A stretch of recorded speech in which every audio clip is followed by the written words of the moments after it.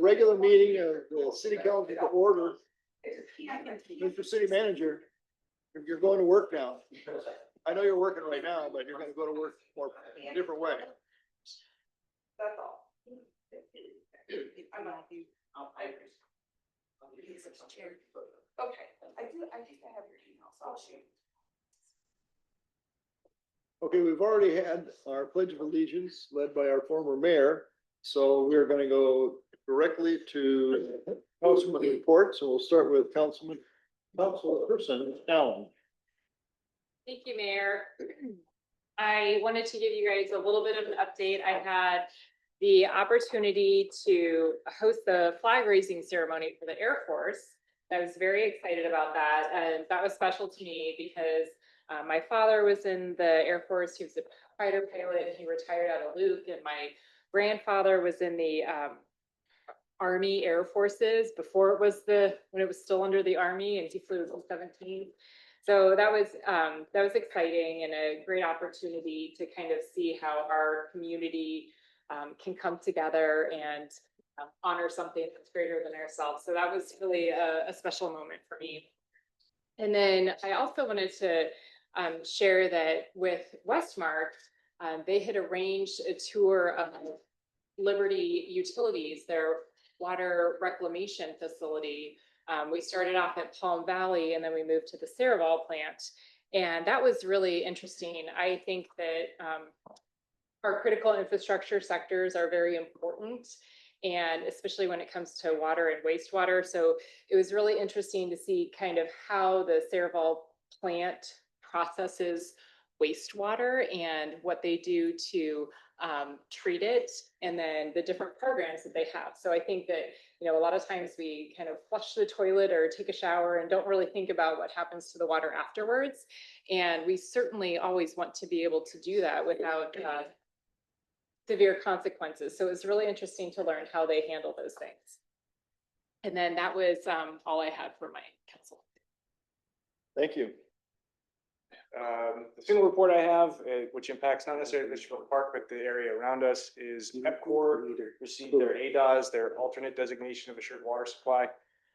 They are the first organization, or private or public, in 25 years to get a designation that gives them an assured water supply. What that means for the West Valley potentially is 60,000 new homes.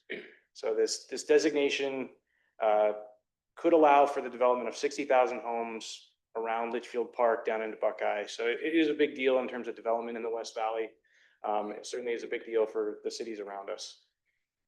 Are you familiar with whatever authorization Liberty has? Do they have some sort of a designation, some level of assured water that grants them the ability to have homes built in their area or not?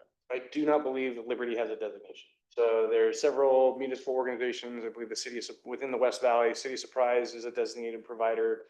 I believe the city of El Mirage is a designated provider, but I don't believe Liberty has the same designation. So what is there?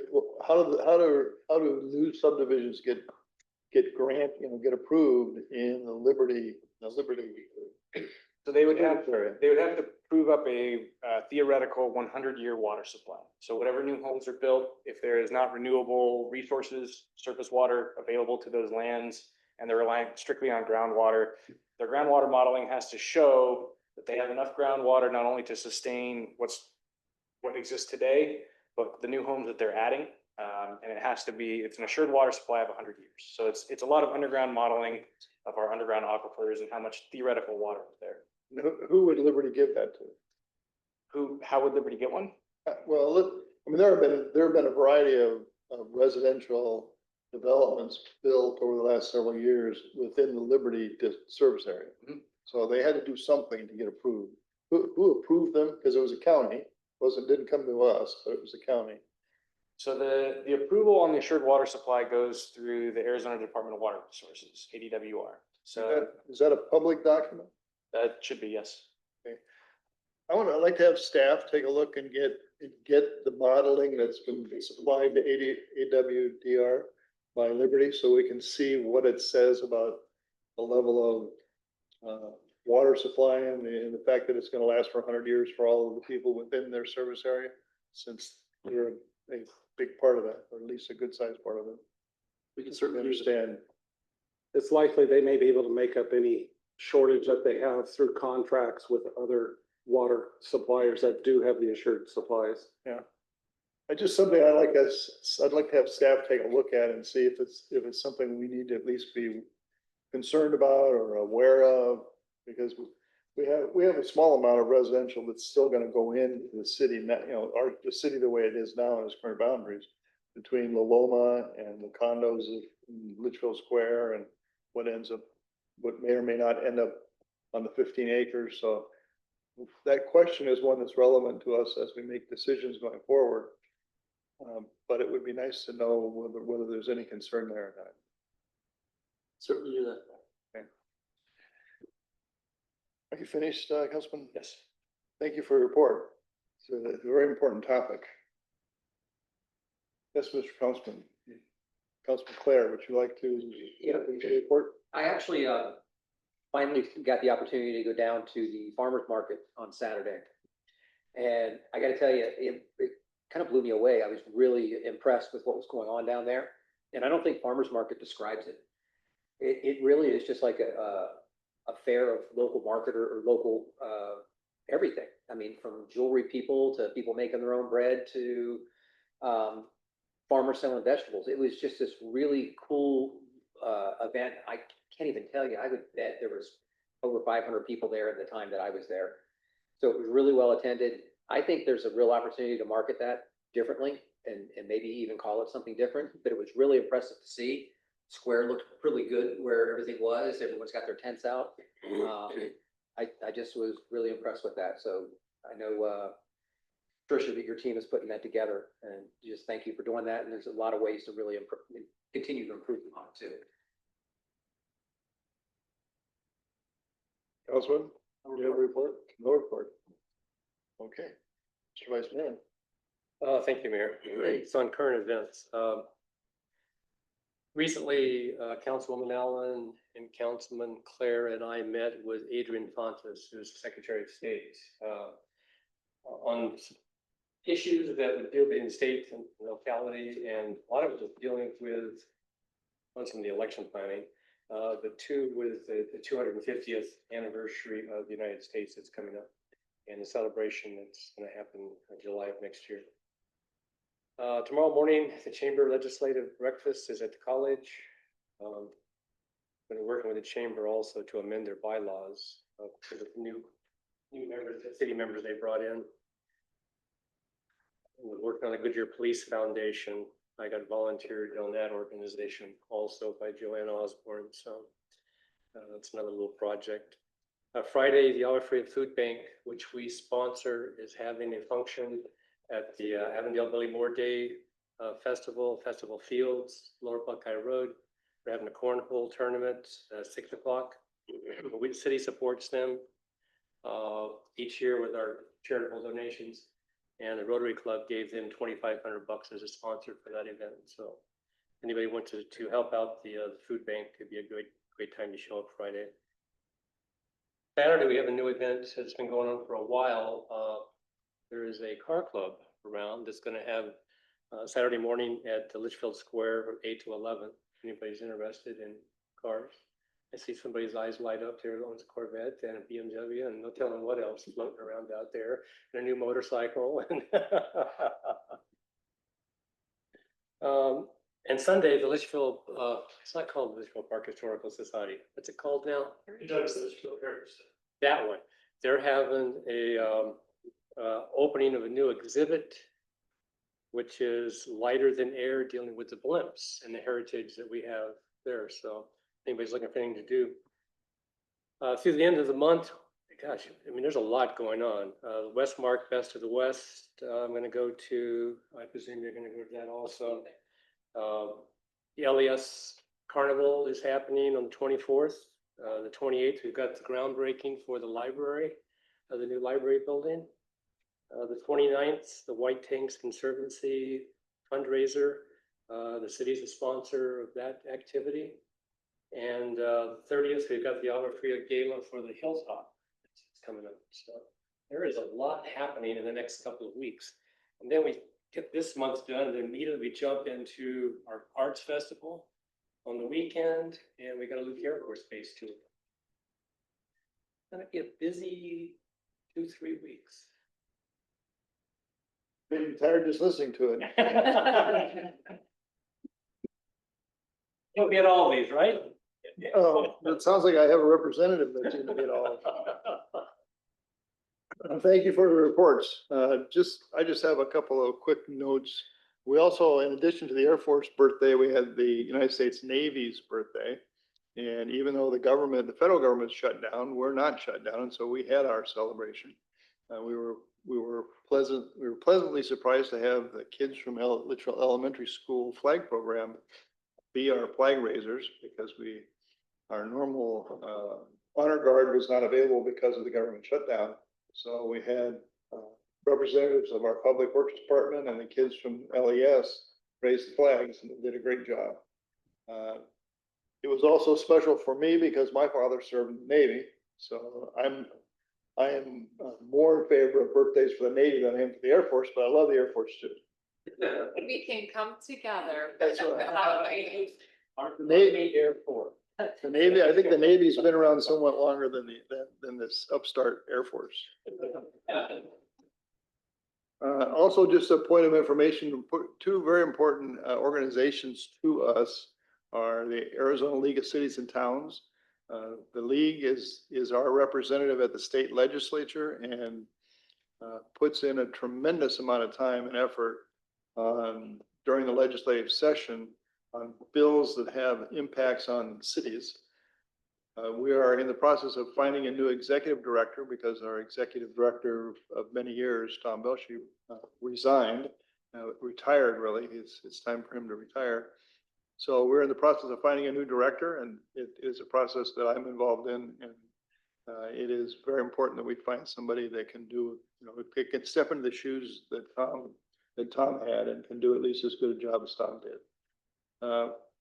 Also, Maricopa Association of Governments is very important because they are the organization that plans all of our roads.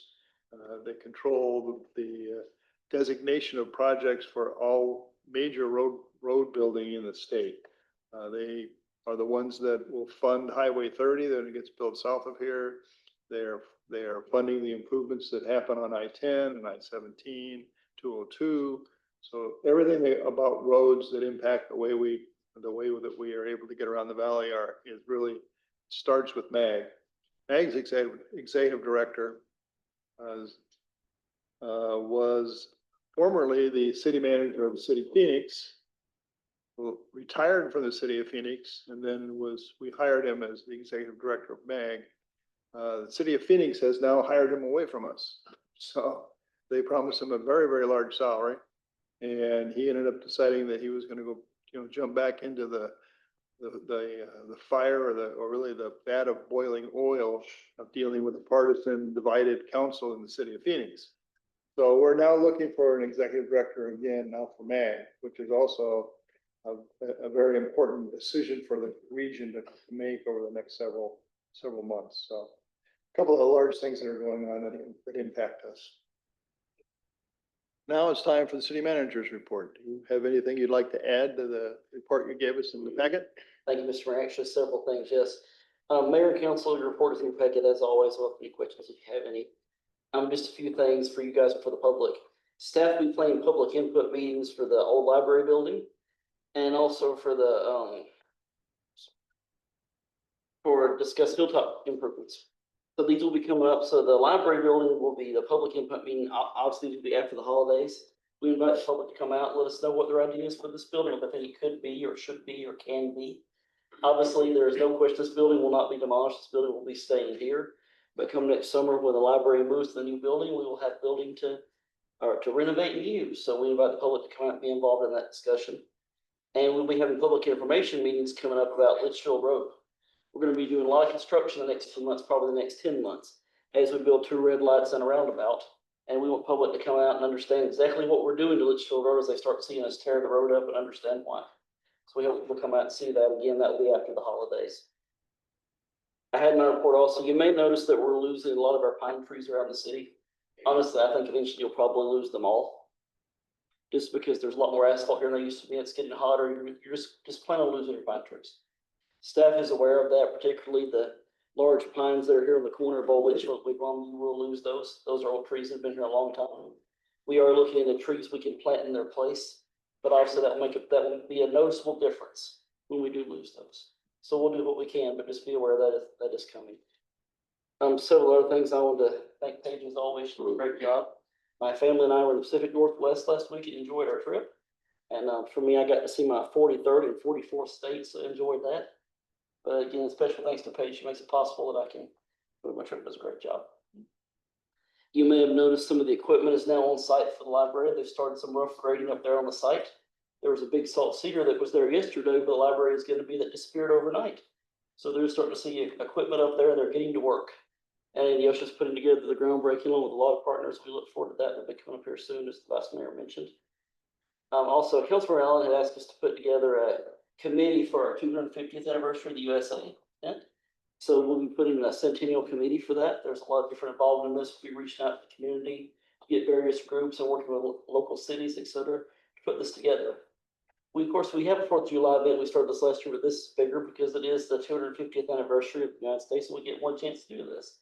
So we look forward to that, and that committee will be coming together shortly. If you have any ideas on things you'd like to see as part of that, please let us know. On the more serious side, touching Public Works for a minute.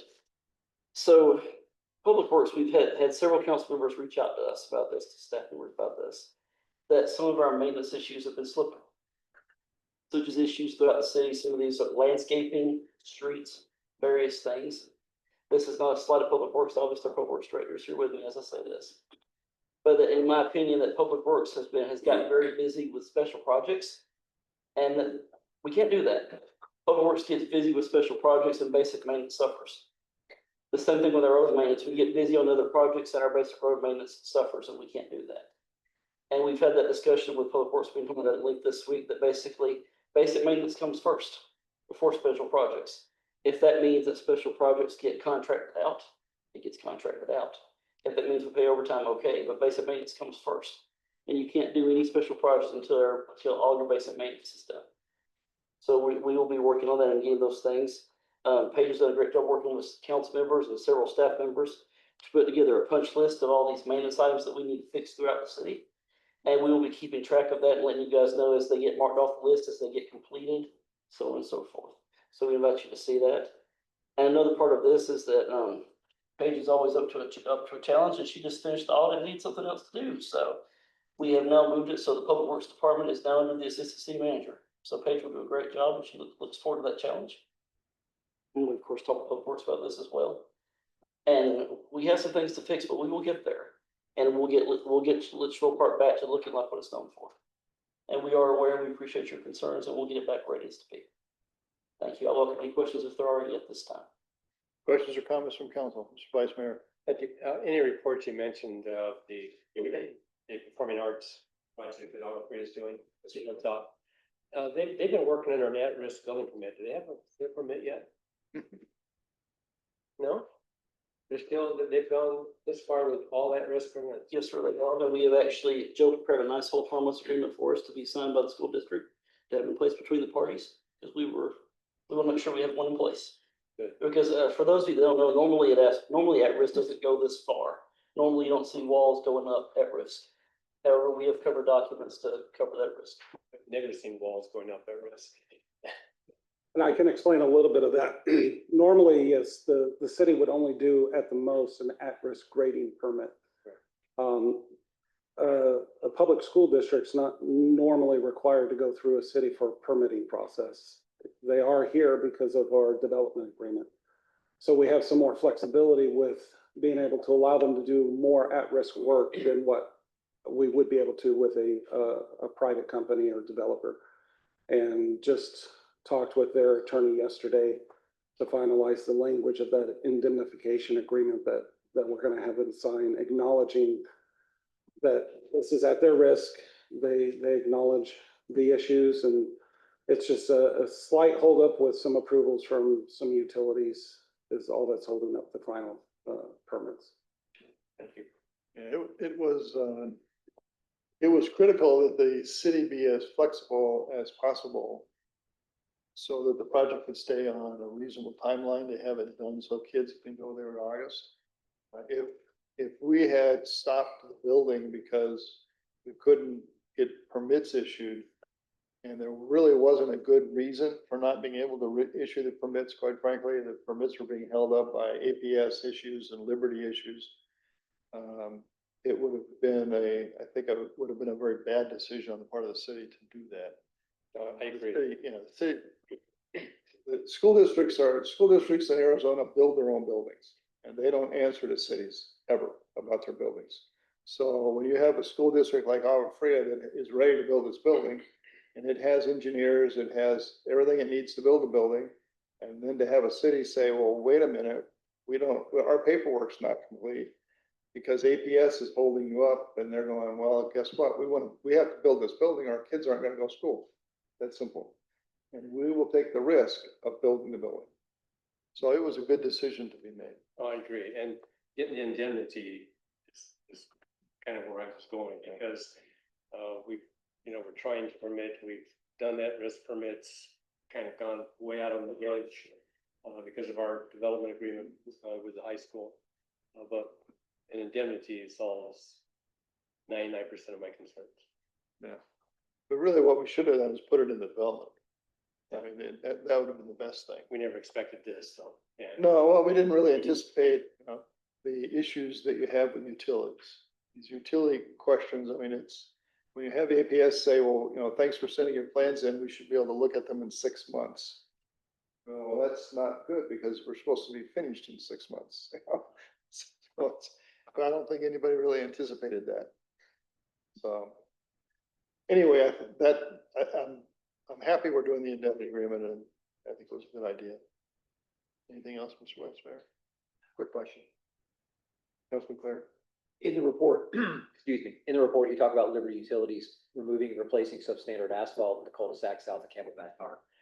Do we have an approval process or anything to sign off on the work? Because and if we're looking at work like that that's being done, there's a strip where they replace the pipe that is the standard, but the rest of the work, the rest of the street is not. So does it make sense that if we're gonna have them go in and do that, to contact a contractor, do the additional work to try and bring the substandard space up to standards, try to do multiple things at the same time, instead of allowing them to come in and punch a line through and leave the work to have to come back and do it again a second time? Because if we go back in and redo that, mill and grade that, we're gonna have to rip up everything they just put in, so it's wasted money and time. Yes, sir. I would agree. It would make sense to tie those two together. We have rules in place as far as if asphalt is so old, if it's older asphalt, it's a little different. But yes, sir, I would agree. It would make sense to tie those two together versus more of a patch job.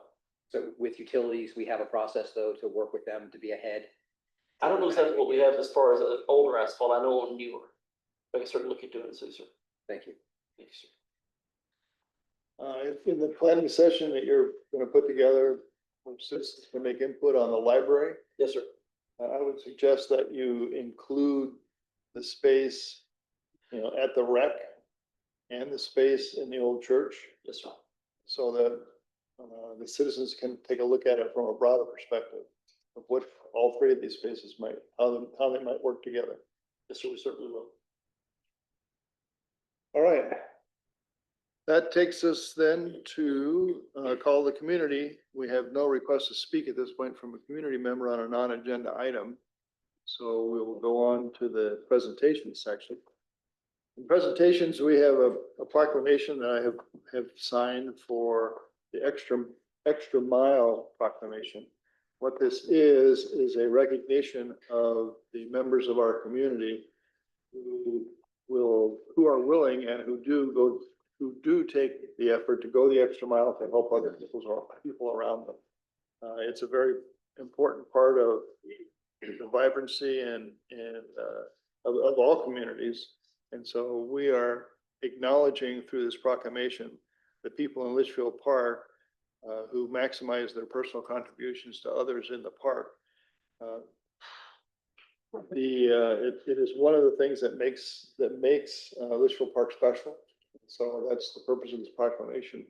And the end of the proclamation urges all citizens to take time on this day to go the extra mile for their neighbors, to acknowledge all those who have gone the extra mile and who are inspirational in the commitments that they have made to various organizations, families, community, country, that are part of our daily lives. So it's to recognize those people in our community and to urge all citizens to become someone who goes the extra mile.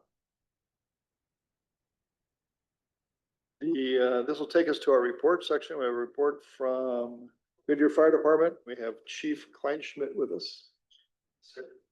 Good evening, Mayor, Vice Mayor, council members. Well, this was a good month. I've got some information to share for you on our fire activity report. Last month, we had a total of 65 incidents, which is down 17 from August. It's also down from last year, 22. So we're trending down in that area there. 54 of those calls were emergency medical calls. 3 of those were vehicle accidents. We had 1 cardiac arrest event. We did have 2 fire incidents. One was a residential electrical outlet, had an electrical fire in her house, which was isolated to the electrical outlet. Nobody was displaced. It did smoke up the house a little bit, but everybody was doing fine. The other one was a barbecue that sadly the barbecue cooked its last meal and had an issue there. That was called out with 1 engine company, so no extension to the home or vegetation in the surrounding area. We did have 2 false alarms. Which brings us to with our population per 1,000. So we have 9 incidents per 1,000 population. Our community response unit responded to 7 incidents. 1 of those was a cardiac arrest event.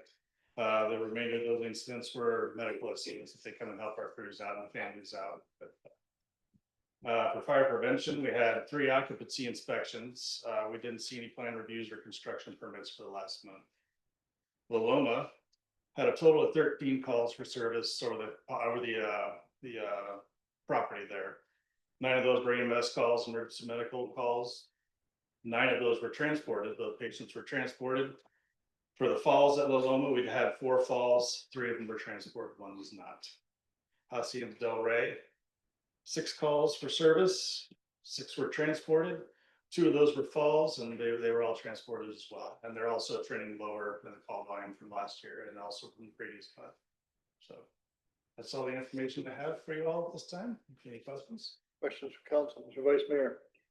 Kleinschmidt, that's an old Goodyear name. It is, yeah. Any relation? My grandfather, Attorney Kleinschmidt. Past city manager. Alan or Dwayne scared? I'm sorry, Alan or Dwayne is your, Alan is my father. Yeah. okay, Dad, Dwayne, my own. great to see people stick around for a long time. Yep. Ernie was my scoutmaster and I Okay. took Dwayne and Alan to school. All right. Well, thank you very much for your time. Appreciate it. I just want, I have a question. Any other questions from council? We have as many communities, we have a lot of lithium battery powered vehicles, and whether golf carts or electric cars.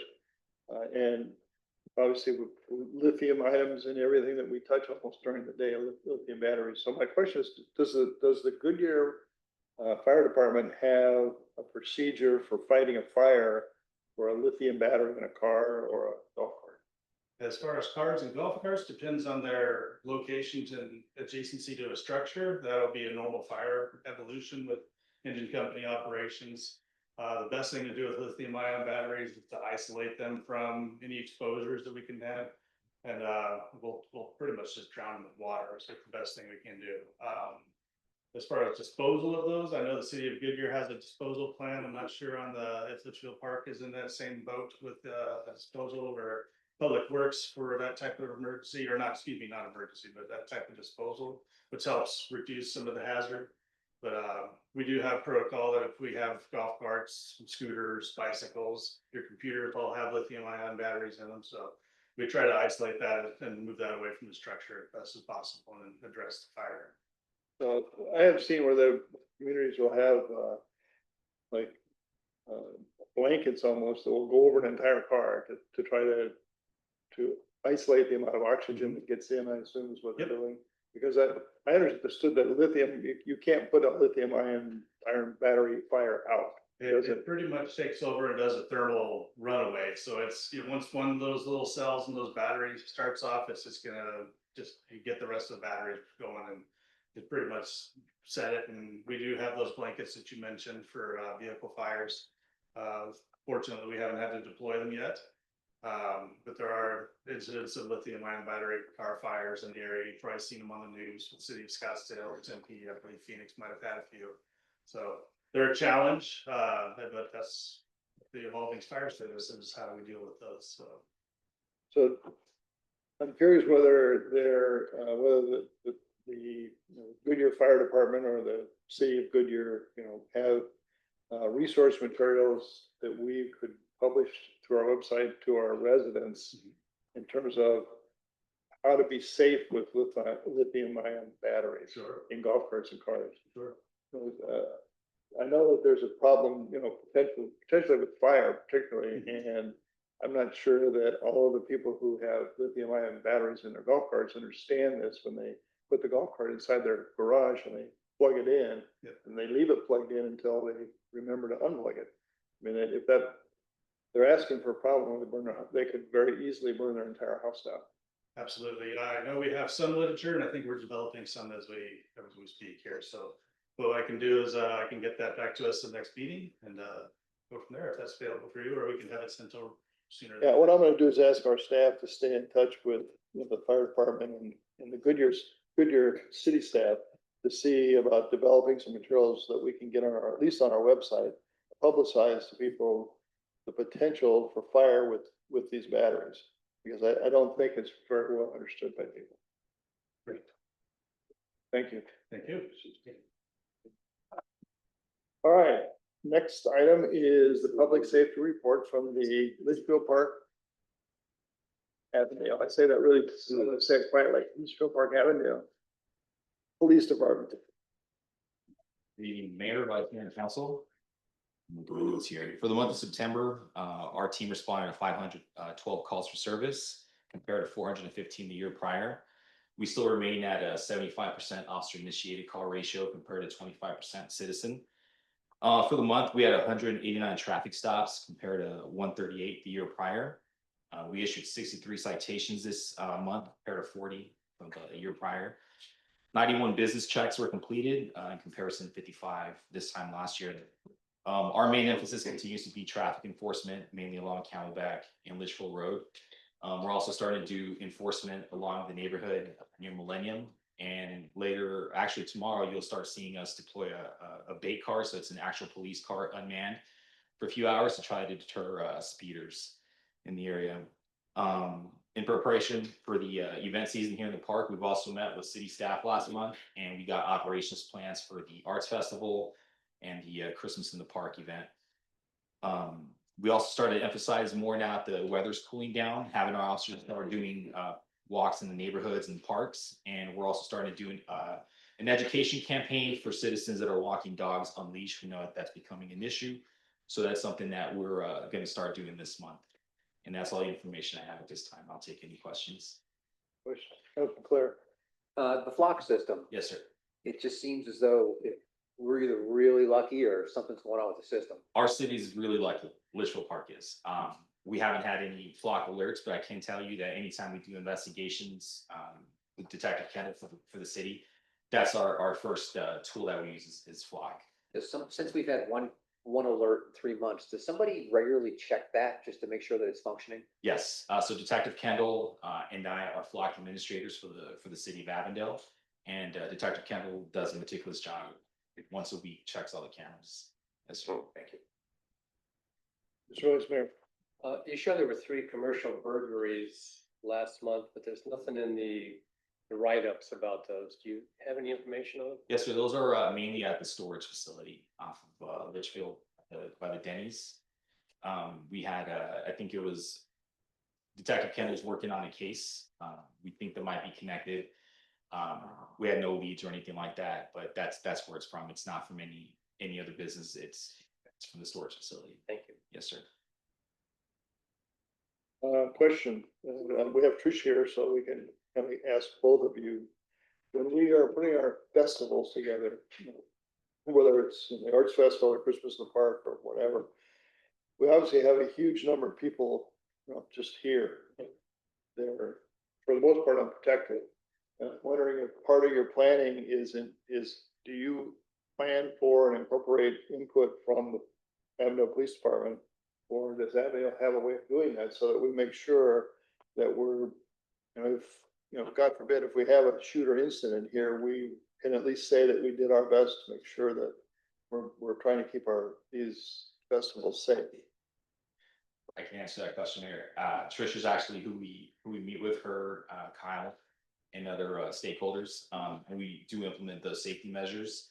So I can tell you, for example, for the Arts Festival and the Christmas Festival, we're also implementing our drones. We have 10 drone operators in the city, and we're looking to increase our team. So we also have our bomb sniffing dogs, so we always implement those before the festivals or events start. And during random parts of the day, we fly the drone just to make sure that the community is protected. And we always have more than enough manpower out for those events to make sure that we can assess any threat that becomes available. And we'll assess Great. I immediately. appreciate your efforts on that so that Yes, sir. we can assure the people coming to our festivals that it's a safe environment. Absolutely.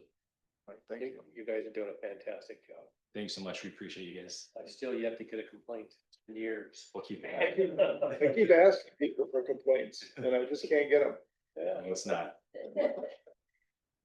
Thank you. Thank you. And let your office know we appreciate it. Same thing for Goodyear. You guys do a great job for our citizens, both of your departments. Thank you for fantastically having You have a great evening. Okay, so now we'll go on to our other staff reports. We have a finance report from Ms. Peterson. Thank you, Mayor and Council. The September report is in your packet. With all the details, I do just want to touch on a couple things. We're 25% through the year and our sales tax, our city sales tax is down about 9% over last year. Some of that was anticipated, not all of it was. I'll continue to monitor it, but just to err on the side of caution and to be conservative, in my forecast, I have projected to receive 500,000 under what we budgeted. Again, it's still early in the year and I'll continue to monitor and update you as needed. And that's all I have. When you do that monitoring, do you look at particular, we get a breakdown generally of what kind of industry each of these vendors is in. Do you take a look to see if you can see particular weakness in a particular area? And I know we had one business go out of business who was behind in paying sales tax. So do you look for that kind of stuff? I do. Mr. Vice Mayor? Yes, this 9% decrease in sales tax, is that a one-time blip or are we seeing a pattern where it's kind of gradually sliding downhill? We're seeing a gradual pattern of sliding down. I do think we hit our peak. A few years, the city's seen exponential growth, and I think that was our peak, and we're starting to simmer down a little. Any other questions or comments? Okay, thanks for the good job you're doing.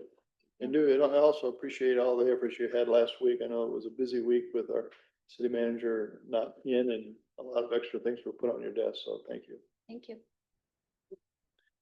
Okay, takes us then to, where's on, do we have Keith here or do we have a report without Keith on the plume? Mr. Mayor, sir, What's that? Keith is on vacation. The Oh, flu report is in your packet. okay, Myself or Randy, either one can do our best to comment on capital projects. all right, so corporate contamination report, plume report, and the capital improvement projects report are in your packet. If you have questions, let's hear them and we'll see if we can get them answered either now or we'll get answers for you. Councilman Allen. I had a question about the perimeter wall. So I don't know if Randy, you can answer this or not, but is the budget covering half of the wall and all of the turn lane? Is that what Keith is kind of proposing with that? Are you talking about at Camelback Park, ma'am? Yes. So I want to say that the right turn lane there, for those who don't know what she's talking about, so part of the Camelback Park project, Park Wall project is to add a right-hand turn lane southbound onto Dysart at Camelback is what she's talking about. Because we want to do that as one project, makes sense while the equipment is there. I don't remember if it's separate or if it's included in that number. Do you remember, Randy? I know we planned for it. And the reason why I ask is because his report is basically like, we don't have enough money to do all of the wall, just like some of the wall. Oh, okay. So when he says that, he's talking sections of wall. So the right-hand turn lane is part of the Camelback Park wall. So that part will be replaced. And then there'll be the next section of wall to be replaced, will be south of that, heading south down Dysart.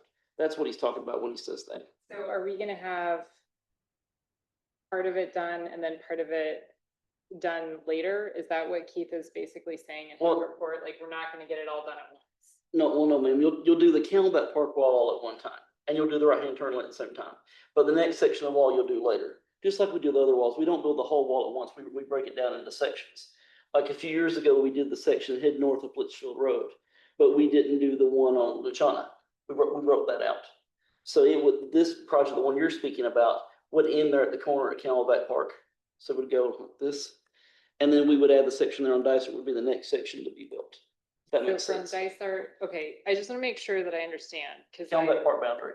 yeah, so like the part on Camelback, there will be like on Camelback, their wall and the turn lane, and then we will not have the part on Dysart done until later. That's correct. Okay, so we're gonna have like half of the wall. Well, there won't be a gap. You'll just have a new wall, then you'll have the old wall there, and then when you get ready to place that section will tear the old wall down. We're gonna have some length on going south on Dysart down to the first entrance is the goal coming into the park. So it's not gonna be a wall that goes down Camelback and stops at the corner. It'll go down Camelback, it'll make the turn on Dysart and come south on Dysart. And that's where the budget question will be, how far south on Dysart can we go? The plan originally is to get to the entrance there on Dysart. There's an entrance on, off of Dysart that goes into Villanueva. So the plan is to get that far south, if we can do it within the money that we have. Is that? I like the Mayor what he's Barleycorn's saying? house. Correct. Yes. He's the mayor of Barleycorn's house. Is that what he's saying? That he'll take the corner to Barleycorn's house, or I just wanted to make sure that I was clear on that, cause I could see. I believe it's actually two different sections. I believe it stops at the corner of Camelback Park. I could be wrong, but I believe it's different. I think when the design was done, it was for Camelback Park. Cause on the northern side, you have the pony wall there. So you would come right there where that view area is into the golf course. And then you make that turn around here, but I think it stops at the corner of Camelback Park. But I could be wrong. So are you saying it's What not? was always been discussed, unless Keith has made a change to it. Yes. What's always been discussed is to come east on Camelback, make the turn and go south. And the question was, how far south could we get for the amount of budget dollars? And so we had to see what the bids actually come in at to make that decision of how far south do we go. At least we need to go as far south as where the end of the park is. Where the houses start, at least that far. But the hope is that we can get it all the way down to the entrance into the park. I believe that's what Keith's gonna say, is to go to the southern edge of Camelback Park. I think we do, it's basically the whole park. All right, I That's think part of that's it. It is the important. whole park. That was the original plan. The budgetary issue was how much can we extend, if anything, can we get past Barleycorn's house, basically? Okay, gotcha. Look at us coming together again. We need to get at least to Barleycorn's house. If we need more money, we need to talk about it. It would look weird to stop in the middle of the park. No, we'll definitely go to the south corner of the park, no question.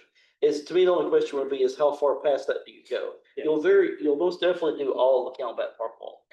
Yeah, but the engineering is being done for it. Then this might be, it may be a good time to interject just information for the council. And that is, there's in this packet, there is a significant number of capital projects that are mentioned. And it can be mind numbing where you get 5 million here and 3 million there, and we go, what the hell? But all of those projects literally were presented to council in a work study session. They are part of a plan, a financial plan by staff in terms of how to pay for them. right now, we're in the stage of getting all the engineering work done and the plans kind of approved in terms of concept. Over the course of the next several months, individual items will come to us for approval of actually spending the money. And it will be part of a overall capital spending plan, so it all makes sense. So you'll see how much money is getting spent for each item and what are we gonna get for that money. So like the amount, the space, or the distance of that Camelback wall, you'll see it as part of your question of whether you're gonna approve the budget for it. And I think it's also helpful as well when looking through the report to know that these are, when things come up, that these are projects that had been planned for as part of our capital improvement projects, and that we're just merely executing those things now. Yes, ma'am, that's correct. Okay, any other questions for the city manager? Keith? Okay, then we'll go on to a special projects update from Mr. Coach. Who really isn't gonna cut his hair or his beard apparently. My barber is not happy with it. That's okay. Well, his kids may not go to school. It goes. I have pictures today to go with the monthly report. It is available in your packet discussing Litchfield Square, La Loma, and the Thomas projects. And as all of these have become very real, I want to at least present some photos. Certainly, hopefully everyone's seen this just north of City Hall. The model project, the Heritage Partners project, it's onto its second story with its block walls. There's a little bit of traffic restriction on Balboa Avenue as they're bracing those walls until they can start getting those cross beams in place. We also had an opportunity to receive drone footage from the school's construction. Certainly, this is about a week old, so some of those shadows on the main classroom buildings are a little higher now. And then I actually had the chance to go out there today with my hard hat and boots and vest and supervise. I am essentially standing on the stage, looking out into the orchestra, looking out into the seating. And then Brian Bertucci, our building official, is there, so you get a sense of just the enormity of this project that is not yet done. There's still another course of block to go even higher. And then, wonderful. This is within the main classroom building again, building A, to get a sense of how far we are, how far they are. That's the elevator shaft. That is the black box in the scene shop as it goes towards the theater. And then the classroom spaces in the first and second story. And that is the breezeway to get into the bus bay to get picked up and dropped off. And then for the Thomas project, we really did jinx ourselves. When we talked about this last month, there's been a lot of new movement. He has a number of demo permits in order to continue to prepare his civil plans after we had not seen them in about a year's time. Came back in for review, and those are now under review. And his storefronts there along Villanueva are also just about ready. I'd be happy to answer any questions about the photos or anything within the pack. Vice Mayor. The Delaname project says 20 condos, on the second, third floor. How many square feet is the footprint? How large are these condos? So I'd love for him to be here because he sales pitches it much better than I do. He has 4 units available at a 1-bedroom, 2-bath, 1,000 square feet, a 2-bed, 2-bath at 2,000 square feet, a 3-bed, 2-bath at 3,000 square feet, and a 4-bed, 3-bath at 4,000 square feet. He has a unit mix of 4 of these, 2 of those, to get up to that 20 number. The overall square footage is 63,000 and change for the building. First floor being that 20,000 of retail restaurant, and then that 43,000 or so is the makeup of those condominiums. So we're averaging about 20 some odd, 2,000 plus square feet per condo roughly. Vice Mayor, that's correct. Okay, some of them are 3,000 or 4,000. Okay, good. Okay, thank you. You're welcome. All of them have a den option, a fireplace option, and then chef-driven meals in the 3rd story in the breezeway. Hey, what? Chef-driven meals. He'll bring in the chef as part of your HOA dues. There's a terrace on the third floor. Like a central area on the third floor that overlooks the park, Laskin area. He is pre-leasing. Like a big freight room, so they can have the chef in to cook for everybody. Do various activities there. Yeah, common area. Perfect. Okay, thank you. You're welcome. On the Thomas, how are the permits that what permits are they in for now that they need to have issued? Sure, so essentially and this is kind of similar to conversation with the school, the building permit is ready. The civil permit is not ready. So once those are married up, they can be released for full construction. We reviewed the first round of civil comments in August of last year. We gave responses, we worked with his engineer. He then has been making the corrections and working with Liberty and Maricopa County Environmental Services for the past 12 months. He is now approvable through the Maricopa County and Liberty Utilities. So he's resubmitted it to us with their blessings, which is backwards of how you do it, because if we have any corrections or changes that have to be done, he has to restart with Liberty and Maricopa County. So we're very hopeful that there isn't anything major that needs to still be changed that would affect his timelines. So he didn't have civil plans fully approved by the city before he went through the process with Liberty and the county? That's correct. He only received one round of comments a year ago, and then during that time made corrections to our knowledge and submitted those to Liberty, went through however many review cycles with them and his engineer, and then came back to us now with his second submittal. So how long before we'll have a response on that? Keith has a backlog when he comes back on Monday. I would anticipate that he and I will be done with the civil review in approximately 2.5 weeks' time from tonight.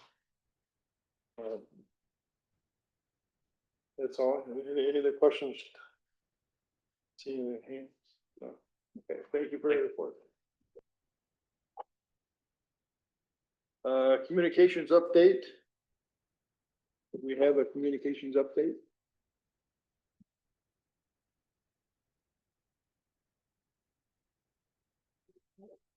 Mayor and council, the September report is in your packet. If you have any questions, just details the usual social media. We met some milestones the past month, including engagement and followers.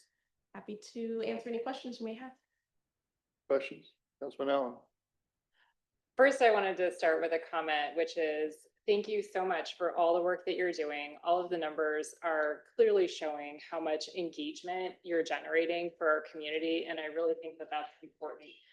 The numbers are trending upward every time, and I think that just, again, speaks to the level of engagement.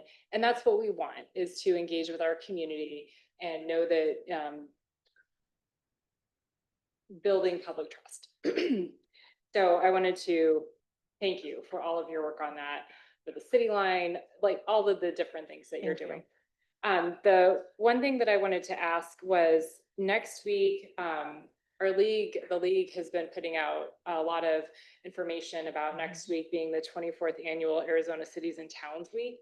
And so I wanted to know what our city is doing to kind of celebrate that along with the rest of our.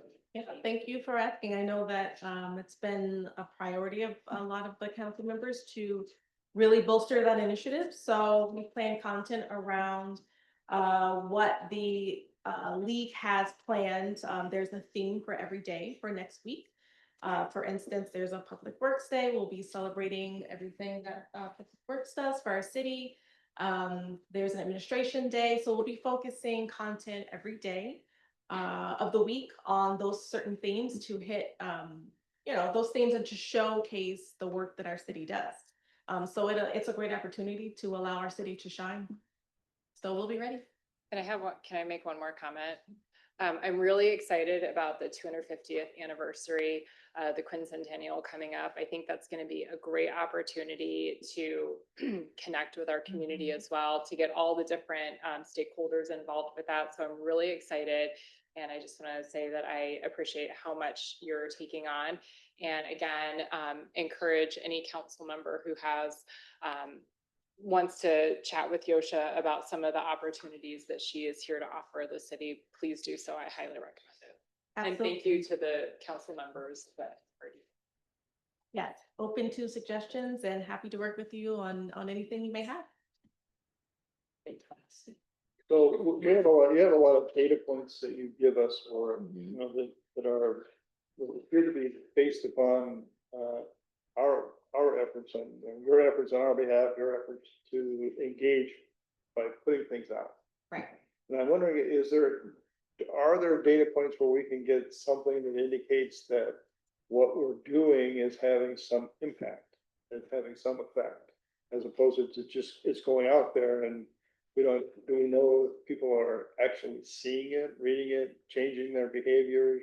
Do we have So- data points like that also? Those are part of the numbers, the engagement numbers, so they show the reach of each piece of content, so how many people see it, how many reactions we have, so that's if they like the post, if they reacted to it in some way, and then it shows comments too. So how many people have commented on that particular piece of content. We could break down, you know, the comments if you would like.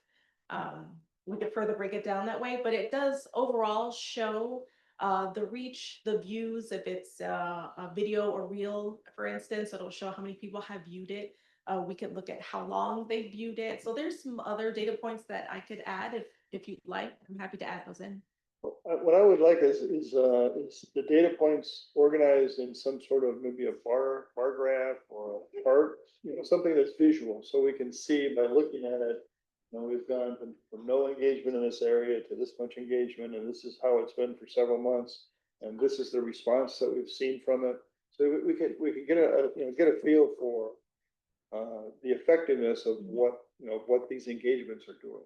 Sure, I'm happy to Without do having that. to through all the numbers and do our own analysis on it. Yeah, and it is, you're right, it's a visual way to kind of see the impact than other than numbers, so I'm happy to do that. Oh, thank you. Sure. No other questions or comments?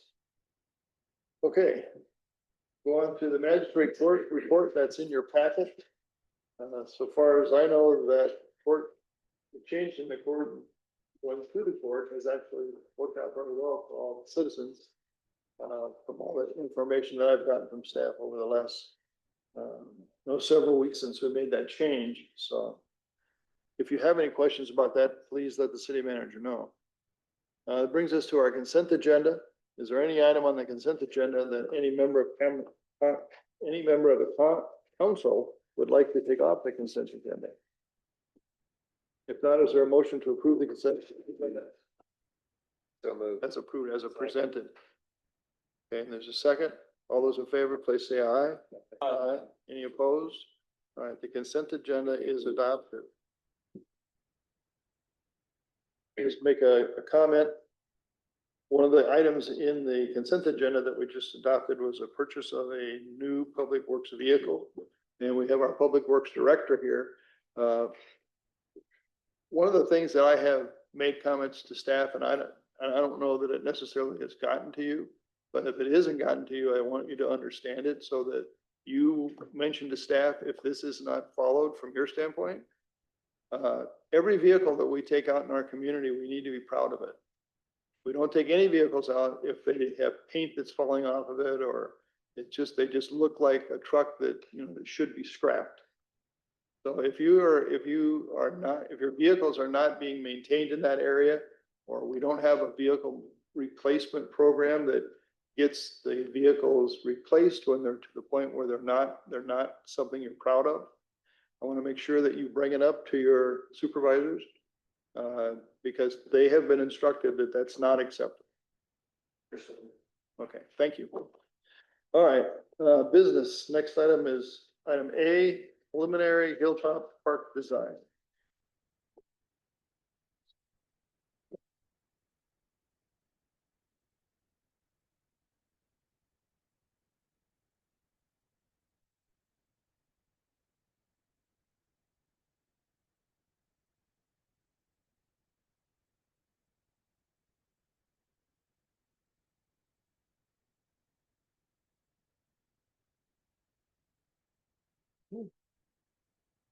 I apologize. I forgot I have more photos of the library as well. I should have showed them in the last presentation, but we do have, these are very recent photos I can give today. That's our new library? Yeah, almost. Maybe you could bring it back on the new picture next week. Yes, I was trying. Okay. Good evening, Mayor, Vice Mayor, members of council. Once more, ready approach to planning director. This is item 8A, in quotations, denote Hilltop Park. We don't have a name yet. I'll get ahead of my presentation. Just our request for this evening is to approve preliminary park designs.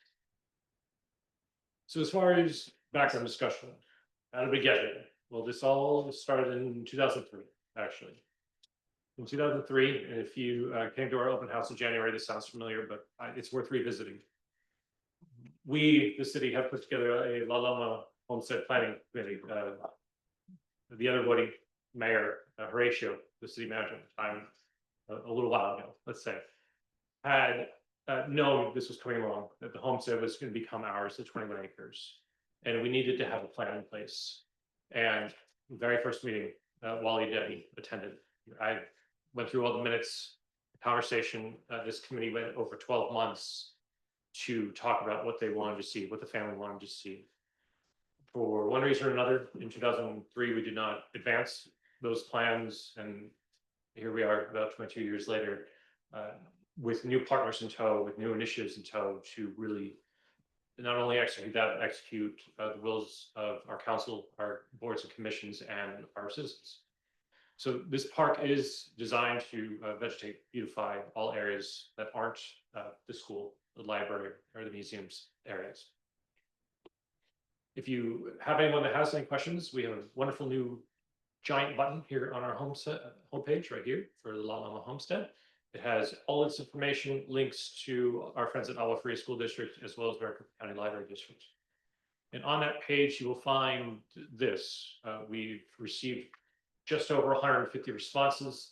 This is a mix of our open house that we had in January, written comments received, surveys sent out, feedback from RPG, additional requests for feedback through city line issues that were throughout this year. And this is essentially what we've heard and what's been consistently messaged across all these different outputs.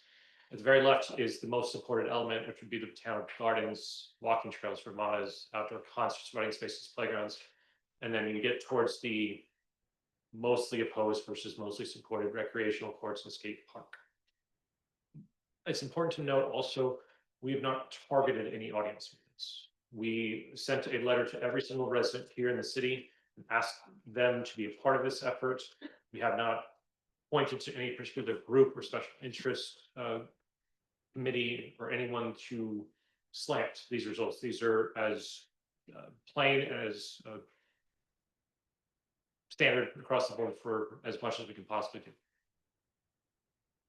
Now, the contractual obligations, as you know, August 3rd of 2026, the school is done, library is done, the park is done, and I'm done. And part of that is what we call our phase one. And within that development agreement with Agua Fria, as far as being good neighbors and being a place to be proud of, it includes the landscaping, the hardscaping, parking and access. And what is not included in this phase one is what's going to come up on the next few slides is possibly all the remodels, all the bathrooms, all of the amenities. Now, that's certainly a conversation we can have tonight if there is a idea to increase the size of phase one or really tie down what phase one includes. Let's go to the 30 pictures because these tell the story much better than I can. This is a slight evolution of what Design Review Board and our friends at PW Litchfield saw. This is the fourth time I'm presenting this. I started with the historical subcommittee of the PW Litchfield Heritage Center. This also went before Design Review Board. And then last week, this went before the Recreation and Public Grounds Commission and is here for you tonight. The main thing that is different that I just want to call out as of today, this week, is a new trail. This was a miss on the plans. We realized that there was not a way to connect the playground, the bathroom facilities, that parking lot to the terrace. That was an omission on our part. I don't have it shown on this image, but I wanted to just draw it in very quickly for you. Now, the school space is very easy to picture because everything that is paved essentially, and that's all the buildings. But from their limits and their lease area is all our park. The only area that is not ours per se is what is being leased by the Historical Society, which I'm highlighting here in red so you get a sense of what's going on. I have much bigger images on the upcoming slides, but I wanted to at least show the overall image before we start getting into the specifics. The other thing about what we've done specifically with the lease area boundaries is we are taking care of the fire department access, we are taking care of the ADA access, we are putting all of the surrounding sidewalks at the lease limits. So the only thing they are responsible for and have to take care of is just the connections to our park. At any point, feel free to raise a hand. I'm gonna go from 2 o'clock and we'll go backwards around the clock. We'll start at the top right corner, the northeast corner. The library extent is pretty easy to find because it is what you'd see for this palette of trees, just to get a sense of where one project stops and the other one starts.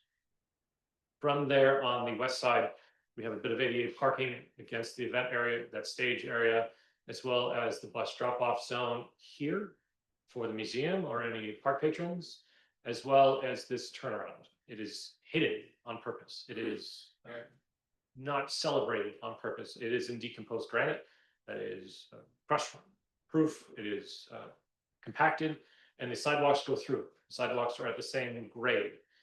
It is our attempt to hide it as much as possible. It's a requirement that we need to have so the fire truck can get up there and be available in case anything happens at the museum or any of the cottages. But by all means, it is not pavement. It is not additional asphalt. It is embedded within the landscaping, and the sidewalks go through there intentionally. The other thing that we are including with our project, again, outside the lease area, is all this ADA parking for the museum patrons and donors and staff members. You can see right here, this very windy sidewalk.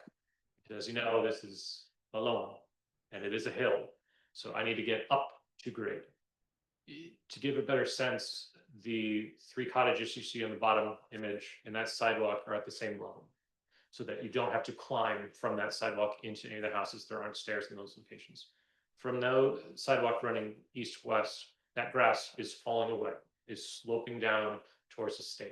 What that means is your back is to the sun, you're sitting on the grass, and the performer is below you, which means you always have a view looking down because everyone in front of you is slightly lower elevation. We are showing a roof on that stage as well. That may be a phase 1 or a phase 2, depending on our conversation tonight. And the back of that stage is a bit of a wall. There are a number of walls here and then around here as well that aren't being depicted, that we anticipate being a evolution in the story of the hill, essentially a walking museum of sorts. We're also working with the library and with RPG. They both are encouraged and want to celebrate having a story walk. If you don't know, a story walk is essentially 2 copies of a book. It is torn out of the book, with each page being a new kiosk. As you walk around the park, you read the whole story. The other thing that is new or different from maybe previous versions that have been presented is now a entry monument. Before this park was realized and started to become designed, this was just a flat wall that was the extension of the Agua Fria lease lines to retain the hill behind it. We thought it best to not enter this area to a blank wall. So that wall has been pushed into a semicircle. There's a peacock element out of flowers with Italian cypress, like there was many years ago, and olive trees that sort of delineate that entry feature. The other thing we absolutely need to have is a number of signs pointing you to the theater, library, the school, the museum, to the park, back and forth to give a sense of direction and wayfinding. We'll move to the 10 o'clock or the northwest top left corner of the site. We start with the playground. The playground is as far away from La Loma campus as possible. It is depressed at the same level of the parking lot. the area directly behind the playground is very similar to the entry feature. It is raised, it is higher. So you again have natural shade from that wall because it is much higher than the structure as well as the trees that would be on top. So again, we are trying to create natural shade as much as we can just to certainly celebrate and use this amenity as much as we possibly can. What also cuts through the entirety of the site is a fire lane. If you've been up to the site, there is a bit of an asphalt road that somewhat follows the same lines. We do not want to have additional asphalt. We do not want to have additional blacktop. That is in a similar situation as the museum entry where there is a decomposed granite trail that wraps around the entire area. We are trying our best to return it to what it was. And that does not mean grass everywhere. It wasn't grass everywhere when they started. It was lush vegetation. And what I mean by that is this area is designed not to be trimmed consistently every 2 weeks. This area is meant to be trimmed twice a year during seasonal cutbacks, but left to grow naturally, left to grow lushly. The fire lane is not delineated by anything other than the decomposed granite is compacted, and then the decomposed granite becomes uncompacted, natural, as a mix of cobble. It's very similar to the corners of all the roads here in Richmond Square. We So do, are there gonna be some sort of pavers or cement in between the compacted fire lane granite and the uncompacted? it is our intention not to. It is our intention to design the fire lane again to hold the 75,000 pounds. So there's edge conditions to ensure that it doesn't slough away. But it's our intention to basically hide it to the absolute extent that we can so that it's not clearly delineated. We want people to enjoy the space. The fire lane is a necessity, and certainly we incorporate it, but we don't want to show it. Do we have a landscape engineer who's told us that we can have obtain the kind of compaction you're gonna have in the fire lane and have it not contained with some sort of border? They said that they can accomplish that? Mayor, yes, I have the best landscape architect in the state. He is the one that did the Japanese Friendship Garden in downtown Phoenix, and he has done half of the botanical gardens on the Phoenix Tempe border. He has been working with the fire marshal of the city of Goodyear. They are on the same page, and they've been working Great. together for months. Finishing off the amenities, just to point out, we do anticipate restoring that concrete in front of the bandstand, having a bit of grass, certainly additional palm trees, again, to celebrate that area. We have anticipated a few bathrooms at this end, one right here behind the bandstand stage area. We do anticipate this not only being bathrooms, but a bit of a green room sort of situation to prepare for performances, what have you. There's another bathroom that's very conveniently located to the playground, as that is a run that you never want to do with your children.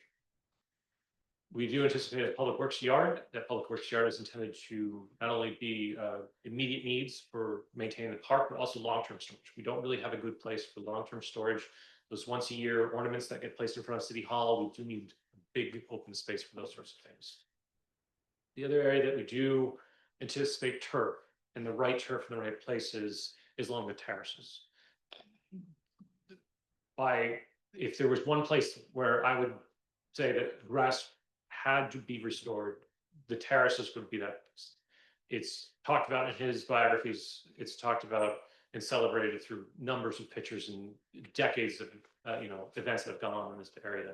We do anticipate that being returfed, wedding spaces, reunions, parties, what have you, corporate retreats, and we do anticipate a third Ramada building, bathroom building, prep area, bride's room, that sort of thing, because a walk from here all the way down and through the switchbacks, walking down the aisle would certainly take 20 minutes to get there. Question. Well, have you looked at the plans from Sun Health over the years for what's gonna get built right next to the Sunset Terrace?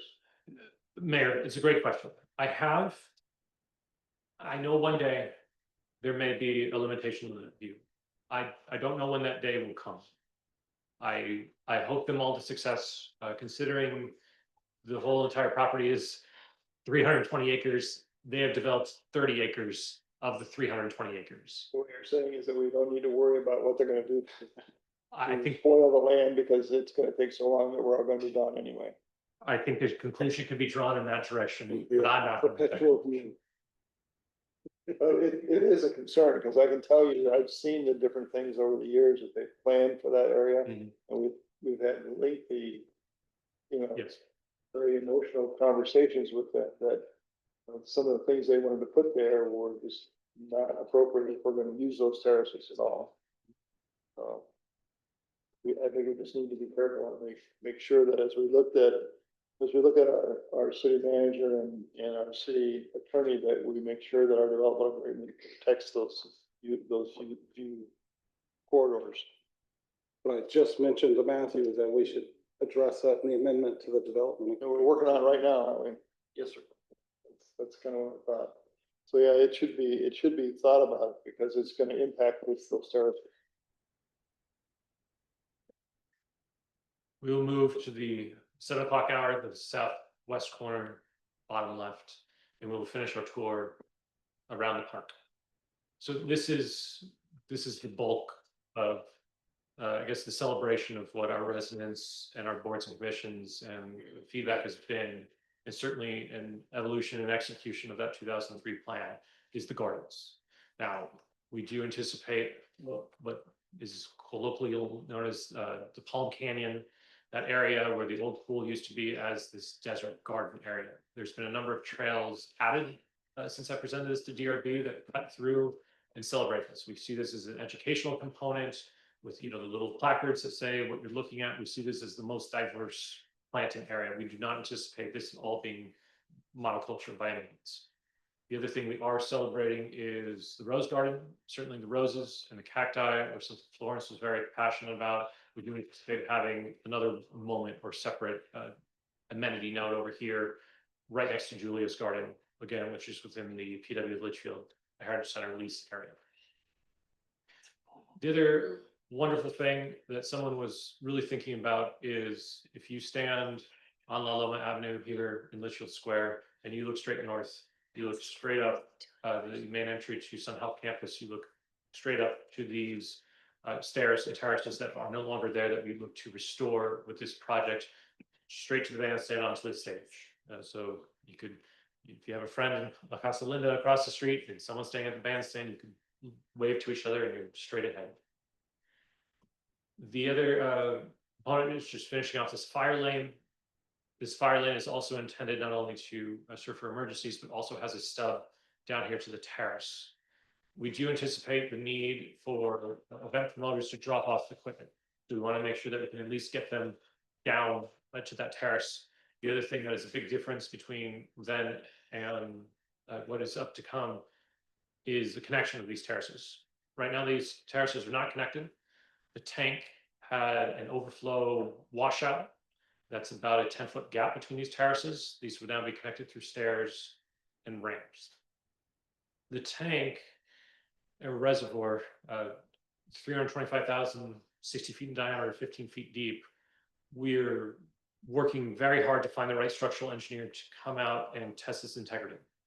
We don't know what can be done with it. It's over 100 years old. We can't just put water back in it, but we do want to celebrate it. And it's coming up in the subsequent slides, but it is certainly something that the Heritage Center and our Historic Preservation Subcommittee over there wants to see celebrated.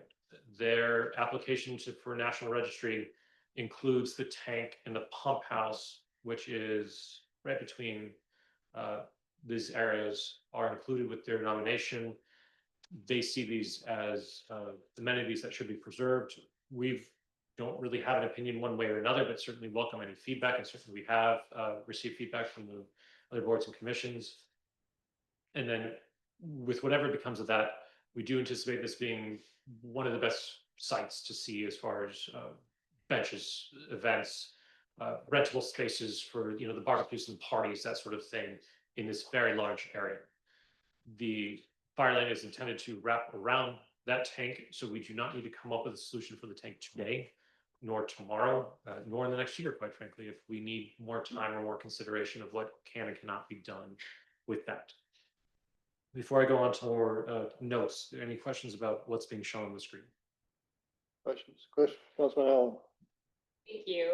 Randy, I just wanted to say that I appreciate the amount of time that you spent putting this together. I think it looks great, and I love all the attention to detail and the things that you're doing to honor the vision up there. And I appreciate that you're taking stakeholders' perspectives into you and taking that home up there. One thing I wanted to add, you mentioned a story walk. And then in your report, you mentioned that RPG had spoken about a water feature. Mhm. Did I Yes. read that right? Okay. Yes.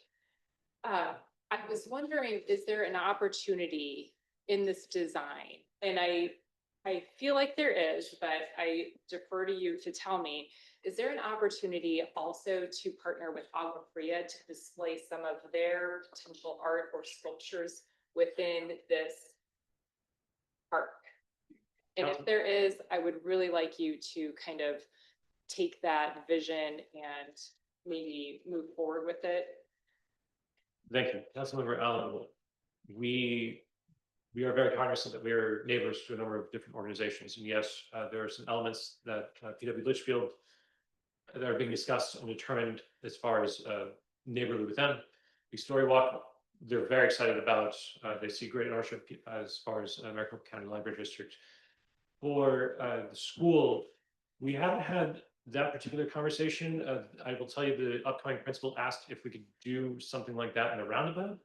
I mentioned our 24 accidents with our current roundabout, and she declined any further to place any sort of public art in that roundabout. However, what we have talked to them about is, as their kids graduate, we would love to see a walk of stars, essentially, through their parking lot. So as their kids graduate and move on to careers, we see an opportunity to etch, very similar to how we've etched in the leaf elements here at the corners of Litchfield Square, etch in stars with their names. We also see an opportunity on the very large wall here at the corner to maybe have a large letter Hilltop, large letter La Loma, basically like the Hollywood sign, that sort of thing. Regarding their art specifically, I had a very similar conversation with, I believe it was with art, it wasn't with RPG, but there isn't, as far as their academy model, there isn't one that is creation of art. They have all sorts of performance arts, not that in particular. So I don't know if we would have the built-in classroom or students to do that sort of implementation. To your other question about the water feature, that came up when I met with them in November of last year. It did come up again this month's meeting. It's not off the table by any means. It's just, where does it make sense? We've talked with PW Litchfield about a model of what was gravity-fed irrigation as a water feature that is educational as well, because we do have the tank and pump house that could be incorporated into a water feature element. Very interesting concept. Yes. I just wanted to pause for consideration of, if there is an opportunity to partner with the academy, that might be a good thing to partner with in part of the park. So just for consideration, thank you. Just for a piece of information, I actually have talked to both the principal and the superintendent about incorporating elements of art, not only in this park, but in our Litchfield Square Park and throughout our community in common areas. Problem is whether they will have a program to produce sculpture content. That wasn't really clear when I talked to them, but if in fact they end up with with a program that will produce sculptures and things that that would be outside for public art, then I think there'll be an absolute opportunity to incorporate that art both in this park and in all of the parks and our various common areas throughout the city. So it could be an interesting source of beautification of our community, depending upon what they're able to come up with. So Thank you. I'm really glad that you had those discussions. we'll see if they end up with the appropriate disciplines in the academy to do it. That's fair. Randy, this looks amazing. it almost makes me feel like it's a mini botanical gardens and, you know, the concerts and the light shows and all the different things that happen down there. That playground looks like a sore thumb stuck in there for some reason. It just doesn't seem to flow with everything else that's going into that area. It's almost like it's forced. When we talk about the events that are going on up there and everything else that's happening, I don't know that we necessarily need a playground. You don't see a playground in gardens, you don't see a playground in those type of places. This is something that's different. We have other play spaces all throughout the park. I don't know that that's what this is with the way we design this. Where are you calling the playground? Just out of curious. That purple, The purple trees, well, there's like a purple circle he identified as a playground. that purple's purple. Yes, sir. Yeah. It doesn't really fit. To be honest. I would counter that as a parent of three young children with the close proximity to the library. We need an amenity for children. Parks are for everyone. My kids are not going to enjoy, young kids do not enjoy walking through cactus and looking at roses. They trudge along because I give them gummy bears. But that park as described is tucked away. You know, you said that there's a vertical wall there, it's shaded by trees. You know, it looks like it's pretty far away from everything else, and it is separate, but it is with the close proximity of the library and the appeal to children at the library. We heard a lot from parents about the library and the movement of the library. I do think that some place for children is critically important. It doesn't have to look like the structures at our other parks. I agree with Councilman Claire that we can do something, but I do think that there is a way to integrate, or that we should integrate some sort of public play space for children. Do you think it might be better if we put it in that event area though? Sure. To me, if you're gonna do that, you wanna make it so that it can be used and it will become used. The events, I'm gonna guess that the majority of events that are gonna be held there are gonna be family events. So it would be a lot of sense for it to be just in that corner there. I mean, so take the same concept and just move it down there. Be closer to the library there as well. Right, You're right by the library, yeah. It's gonna be hard to hold events, you got a playground in the corner, kids running all around screaming. I mean, that's what kind of event you're gonna have. That, Have you been to concerts in the park? yeah, look at all the events that are held out on the Great Lawn. Kids are running around, they're having a great time. The chances of us doing all this one phase are pretty slim. And it's not gonna happen. Yeah, that playground that he's talking about up there is gonna be probably a $200,000 expense just for the equipment to go into it. I doubt we'll do that up front. To leave that space sitting kind of open right now is a possible part someday when we get around to finding the money for it. Yeah, possibly up there or That's possibly down there. I mean, it could be in different places where we could put it. Yeah, could be either way, but when we sing with the equipment though, it'll cost 200 grand, but So this might be an appropriate time to talk about this. This park is not going to get built for the amount of money that we're gonna get out of construction sales tax. It's, maybe that is gonna pay for half of that park. Maybe not even half. So in terms of thinking about phasing, I think what you have to look at phasing, in relationship to the cost of these elements and the amount of money that we're gonna end up in the final budget and put together that includes all of these different CIP projects we've got to deal with. So the phasing, as opposed to phase one is designed by the elements and then we just figure out how to pay for it. It really needs to be opposite of that. We're gonna have to find out the cost of each of these elements. And then the phase will be defined by how much money we can put into phase one. That's gonna define phase one. And then phase two becomes, next time we can put money into this park.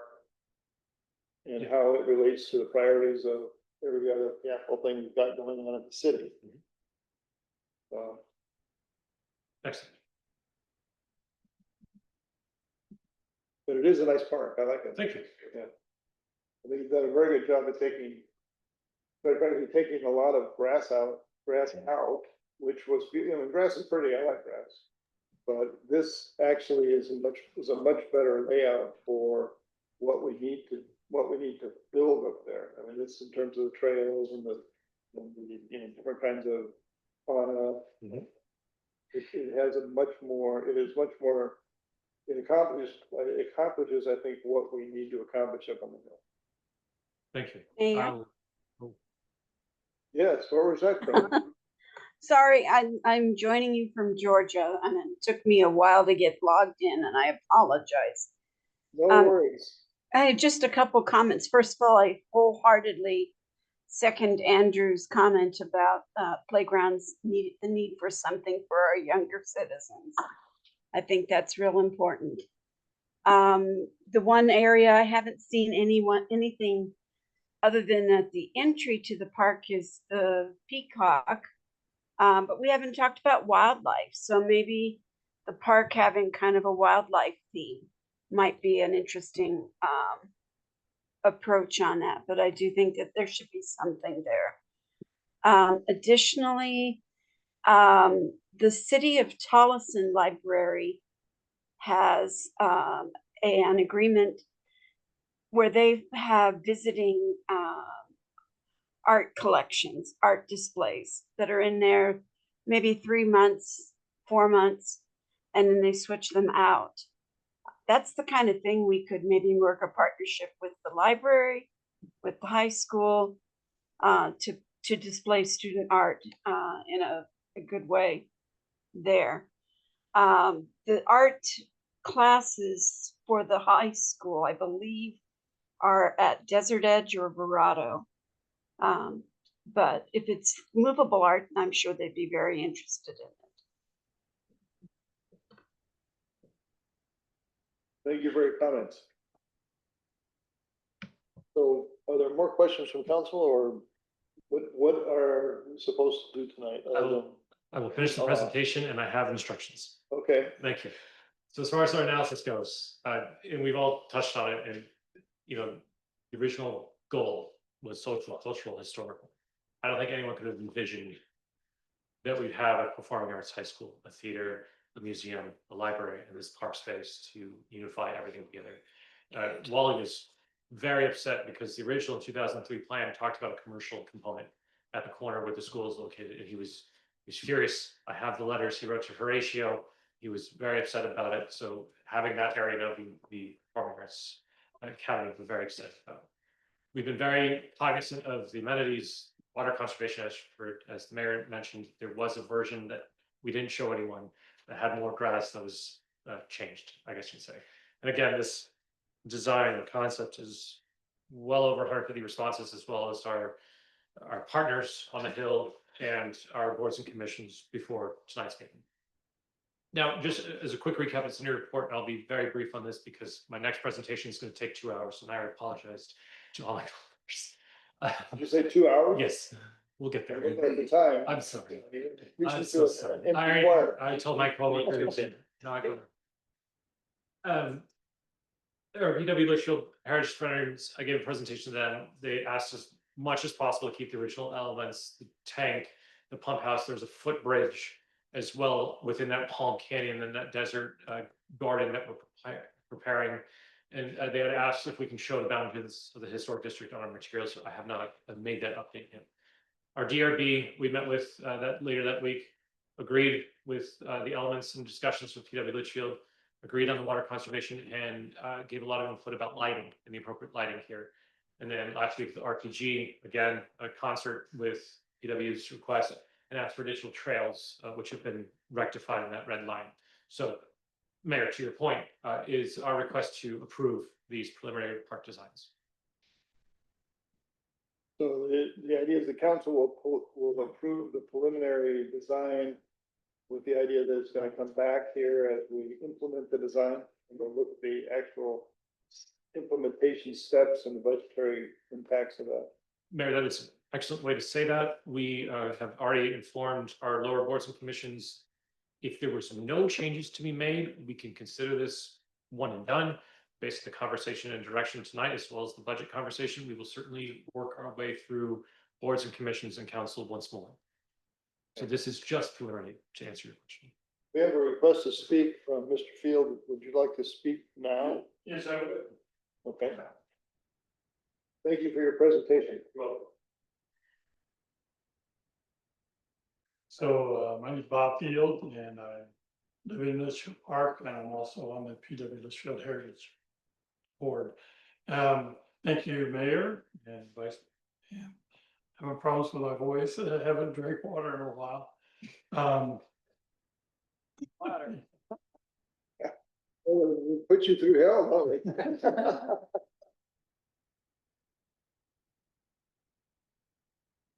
So I want to thank Randy and the city and the landscape designer for the site plan. It looks great. Our hilltop plans, of course, are of great importance to the Litchfield Heritage Center. And we feel a strong obligation to tell the story of our area, which can only be enhanced when we have enjoyable surroundings that preserve and pay tribute to our history. The site plan includes aspects of the hilltops such as the rose garden, cactus garden, paths, trails, along with the cottages and Sunset Terrace. I'm sure you're aware that the hilltop has been accepted into the Arizona Registry of Historic Places as a historic district. Our application will soon be forwarded to the state. It would be forwarded by the State Historic Preservation Office to the National Registry of Historic Places for consideration of that prestigious designation. We would be eager to get you a copy of the application if you would like to read it. This is something that Litchfield Park and the entire Southwest Valley should be very proud of. As you consider approving this project, we would ask that some thought be given to retaining much of the history as possible. And Randy has kind of took a little bit of my thunder away, but I'm going to continue on as if he didn't say a word.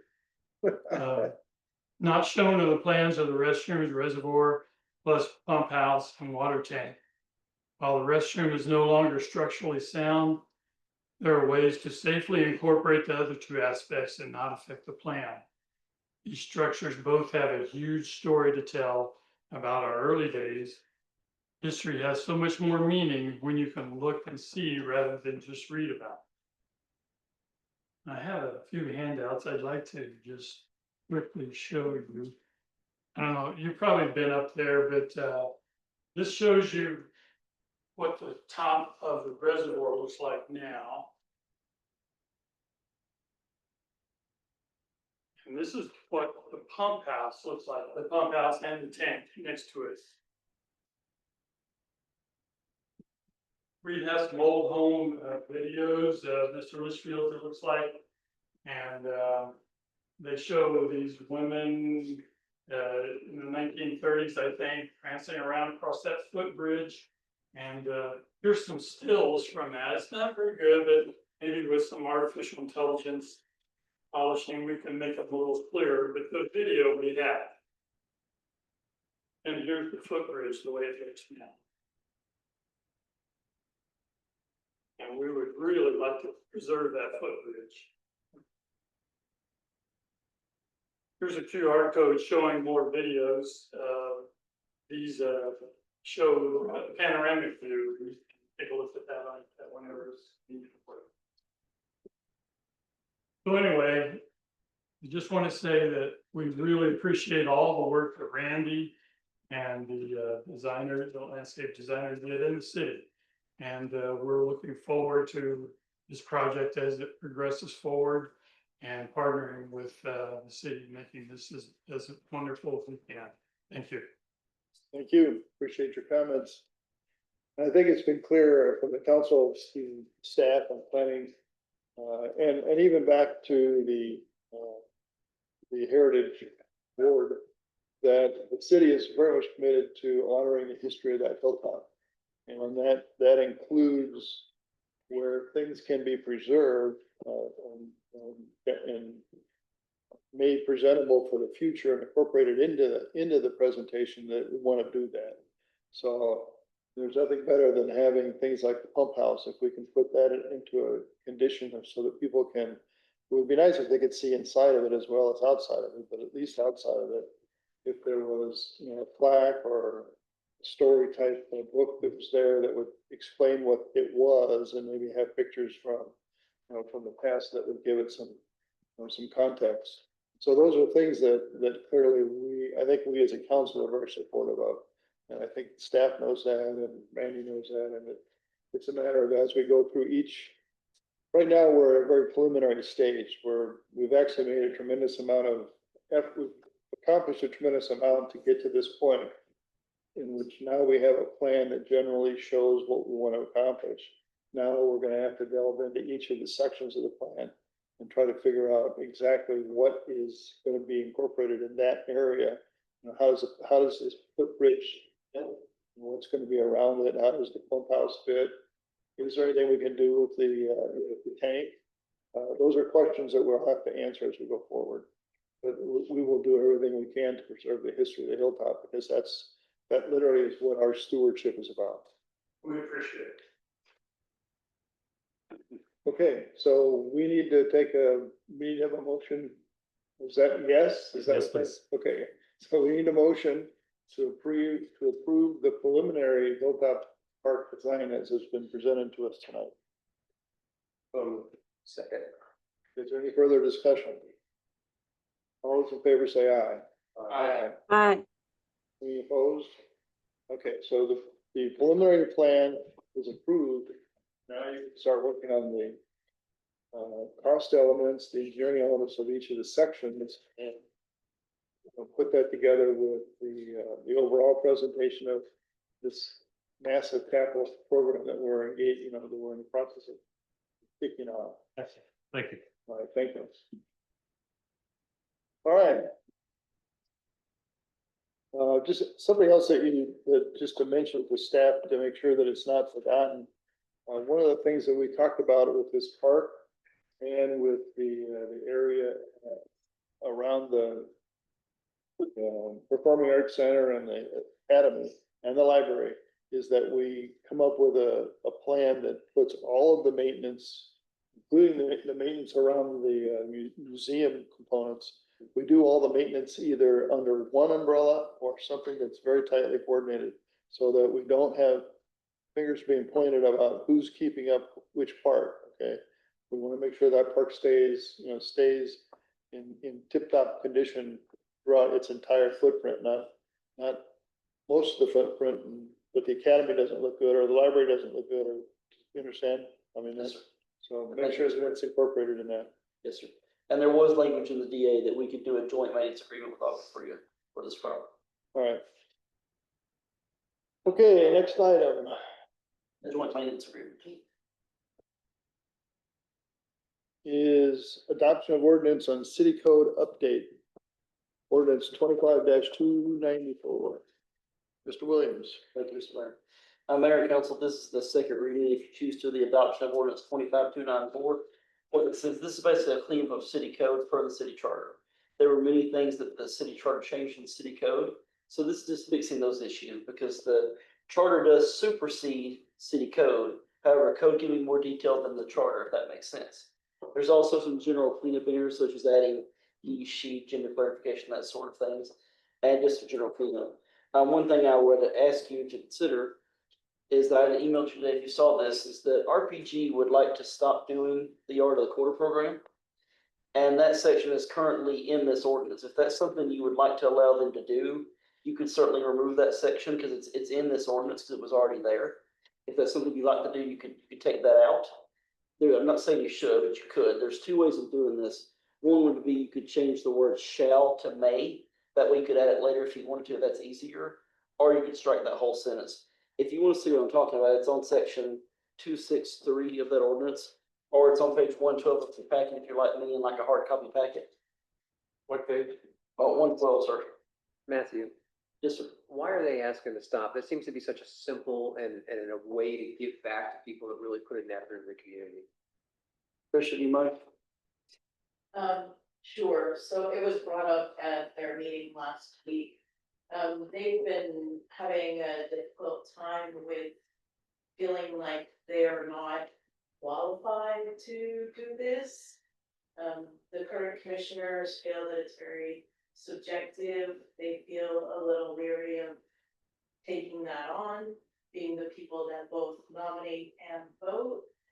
And they've been having trouble accessing some of the HOA areas, the gated communities. So a lot of times everything is falling back to within the walls.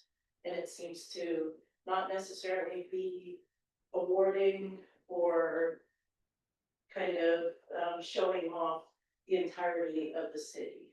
So they're struggling with that at the moment.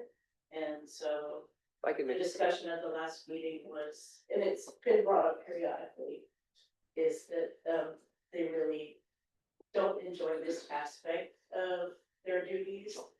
And I'm hoping that council might reconsider whether it's something that's truly necessary at this stage. And you're recommending changing shall to may, to may? That's what, that would be one way of doing it, sir. That one would be the easiest if you ever would run it back in the future versus striking the entire sentence. The idea of making it may, I think is probably a good idea. My first reaction to, that the commission, not feeling like they're qualified to make the decision and, that it's subjective and all of this is, we should stop whining basically and do their job. But, my second thought after I had that first thought was one of the things that I think council is concerned about, and there are multiple residents concerned about, is that we want to make sure the park looks really is a very, very highly presentable place.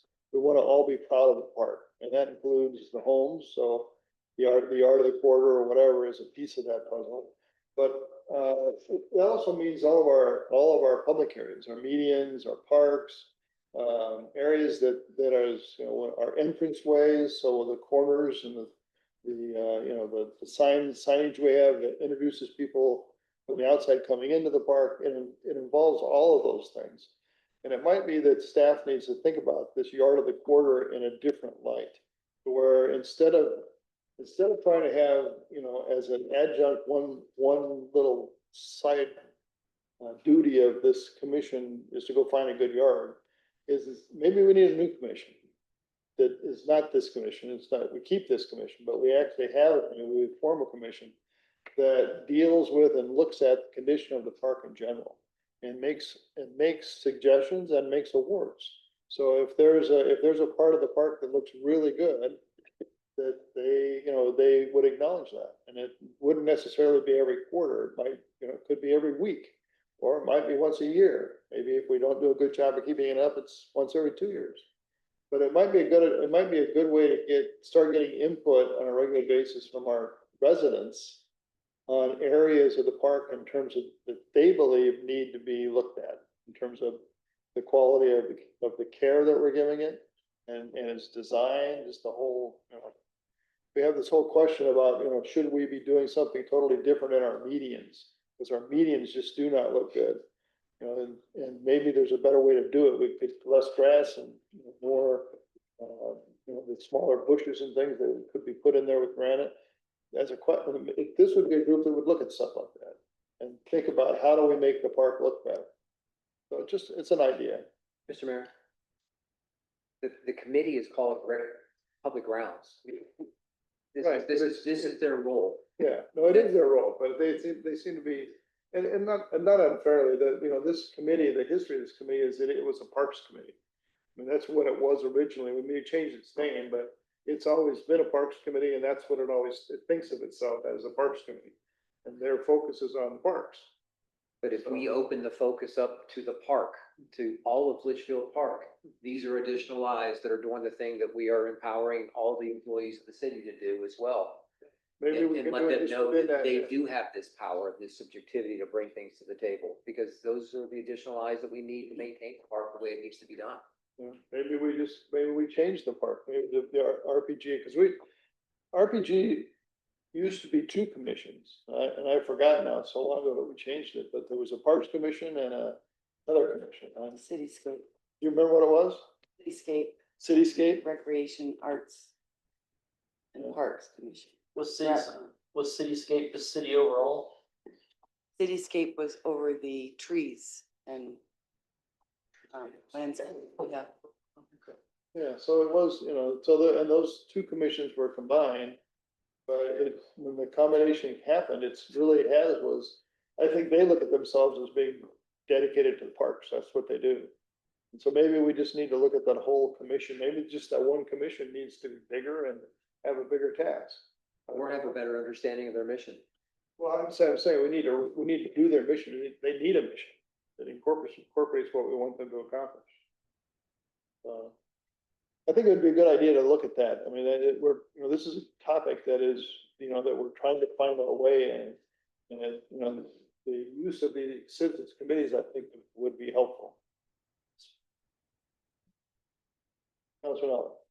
If there's a difficulty that they're encountering in doing this, the city should help overcome that obstacle.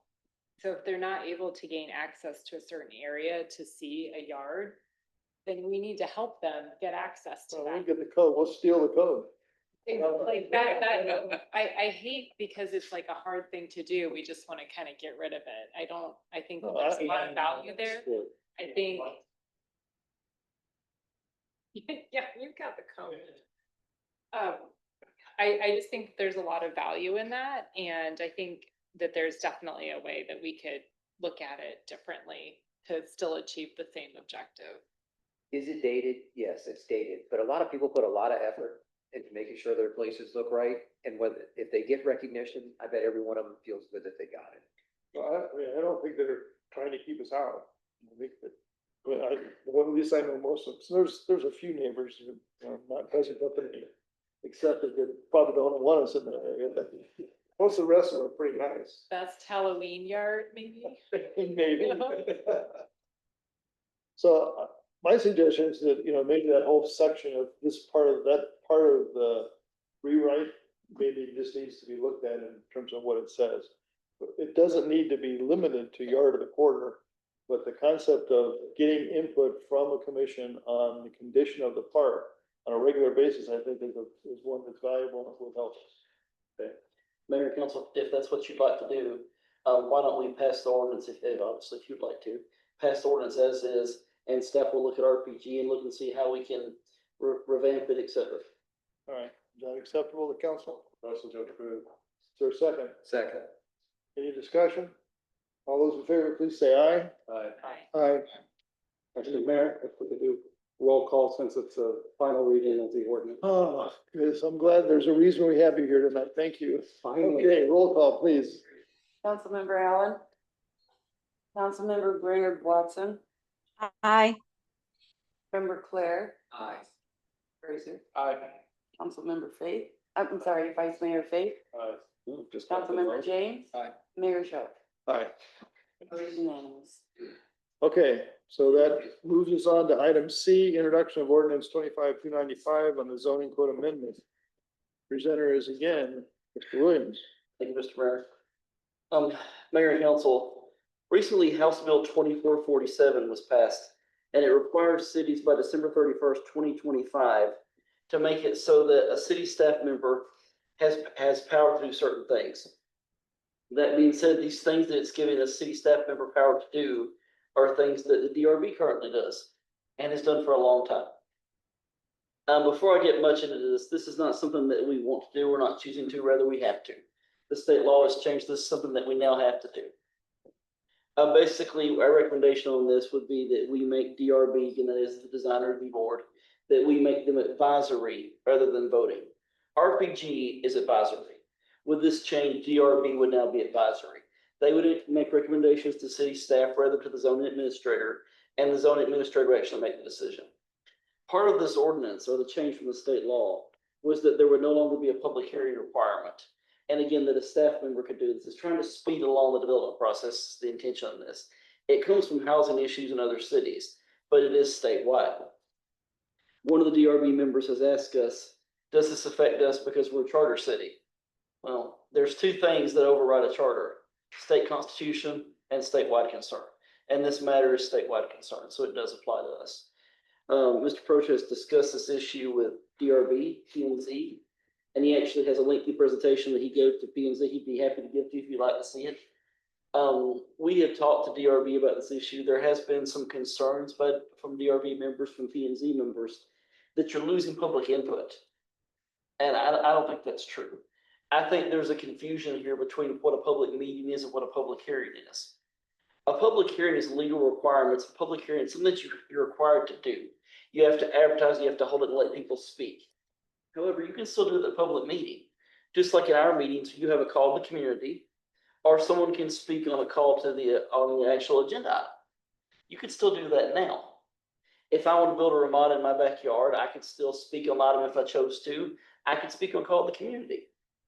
A common misconception people have, though, is cities are not required to do call the community. You're recommended to, but you don't have to. We choose to. Okay. So, but again, I think you'd have public transparency there. Is again, you could have call the community, you have public input on the item. Also, one of the board members that asked, how will we know what's done? If we make recommendations to the zoning administrator, how do we know what happens? And what I told that person is that Mr. Provost, when he gives his staff report monthly to DRB, he can include that in his report, that you guys recommended we do X, Y, and Z, and the staff did X, Y, and Z. Okay. So I think that clarifies that so they can see what happens, right? I think that's the biggest change. Again, is that DRB would be advisory, not voting. Okay. Again, this is something that we have to do. There will be other changes. Why can't they take a vote? They can vote to advise you something, Recommend. to recommend whatever. The liquor license. Yeah, I don't understand why they can't take a vote, because I think they should.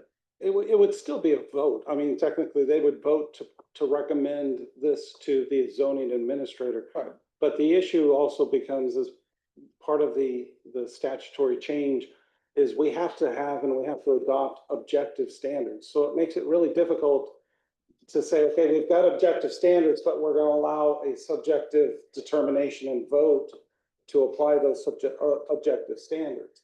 The vast majority of municipalities are doing away with their DRBs because of this statutory change, because it does say that it used to say that a municipality may by ordinance do the following, and now it says the municipality shall do the following, and that is authorize administrative personnel, city staff, to review site plans, development plans, land divisions, lot line adjustments, lot ties, preliminary plats, final plats, and plat amendments without a public hearing.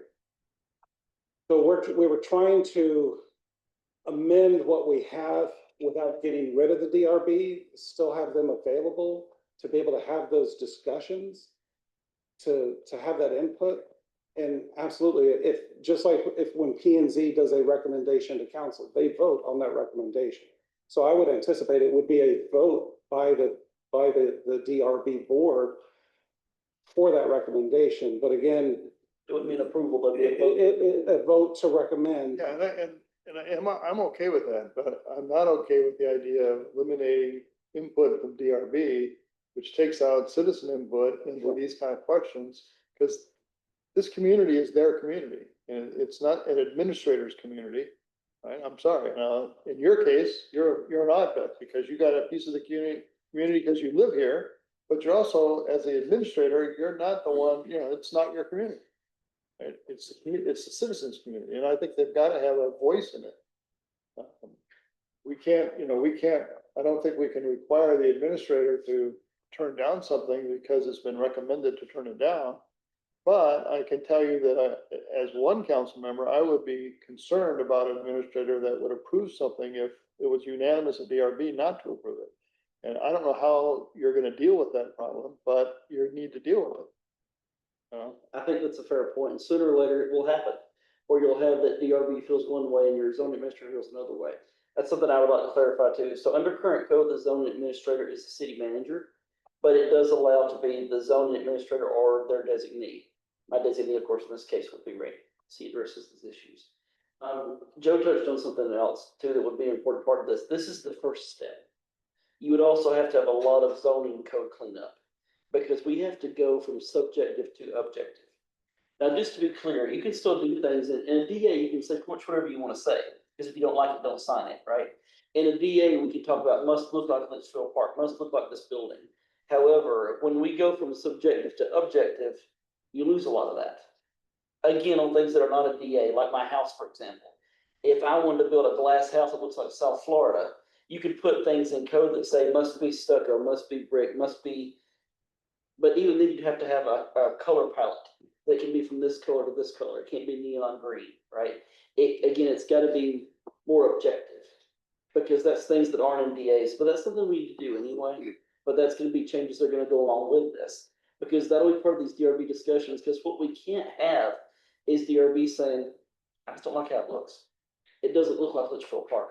We can't have that. It has to be objective. And one of those standards that. Stay in a different tone.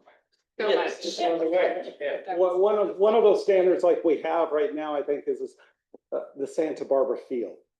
You know, that's a subjective standard because you're like, okay, what is a Santa Barbara feel? Yeah, it just has to be better defined so that when somebody who's looking from the outside can come in and say, okay, I need to do this, this, and this. And that's not to say that if there is a disagreement between the zoning administrator and the DRB, the applicant, if they disagree with whatever the zoning administrator's decision is, have the ability to appeal it to the council. So, and even with objective standards, you still have how people interpret those objective standards. You're still gonna have flexibility. The objective standards is a good idea. It just means a lot of work to get them put together, but I think it's a good idea. You know, we have tried to do objective standards multiple times in the past for things like color. And just, man, it's like getting into a warp, you know, it's like a warp engine that drags you into this black hole. Well, we're lucky that Randy likes arguing over shades of white. He Yeah. likes these issues, so. Shades of whites there, that's an easy one compared to some of the questions. Yeah, earth tones. Especially if you're colorblind. Earth tones. I have a question. Yes. So when I read this House bill, it doesn't say that we have to make DRB advisory. There's nothing in here that states that we legally have to make DRB an advisory. So I think that's important. I almost see it as like kind of two issues. You're trying to deal with DRB and then you're trying to deal with the zoning administrator. And I think that you can empower the zoning administrator according to the law and still let DRB have a vote in all of this. I think they can vote to recommend. And I would agree, it does not say DRB, but what it does say is that he must have a staff member have the authority. And Administrative personnel. That's right. Has to do the approval. right, and today that's DRB. Today the ZA doesn't do that. And I think then that one of the objective standards in this should be concurrence from the DRB. I don't know that we can legally do that. Sure you can, it's objective. They either concur or they don't concur, and then the zoning administrator makes their. But the decision. problem is that takes away the statutory requirement that administrative personnel makes these decisions. Because what the legislature wanted is they wanted to avoid these issues with having boards and commissions go through this process. And again, it's not really an issue that is. It's not, DRB applicable isn't to- approving it, they're just concurring with the. Right, which is why we're going through this process and recommending the changes that we've proposed. We're still involving DRB. But even that could be subject to a challenge if somebody comes in and says, no, DRB shouldn't even have a say or a recommendation in this because this is a zoning administrator's responsibility and they need to exercise this responsibility. It doesn't say that anywhere in the, I think that I need more clarification on this before we get too far down the road, because I do think that there's an issue with removing the voice of the people in all of this, and that's what I think you stated, and I share that concern in all of this. What I don't want to do, and I've said this before, we waste a lot of time and we really handcuff ourselves by trying to solve problems that we don't have. So we don't want to make this, we don't need to do something here that solves what might happen if this happened and we got a legal challenge from that guy. Now you're 6 times away from where we're at today. I think we need to do what we think fits our community. And then if there's a challenge, then we'll deal with the challenge. Which is why we drafted it the way that we did, because this has to go into effect by the end of the year. We have to have 2 readings of the ordinance this month and next month.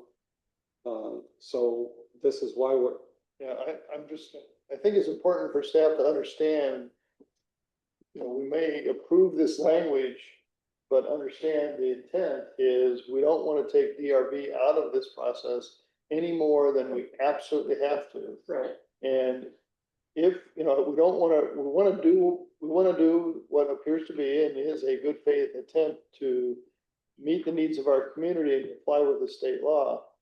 But we don't want to necessarily try to do it such a great job that we anticipate every objection we may get in the future.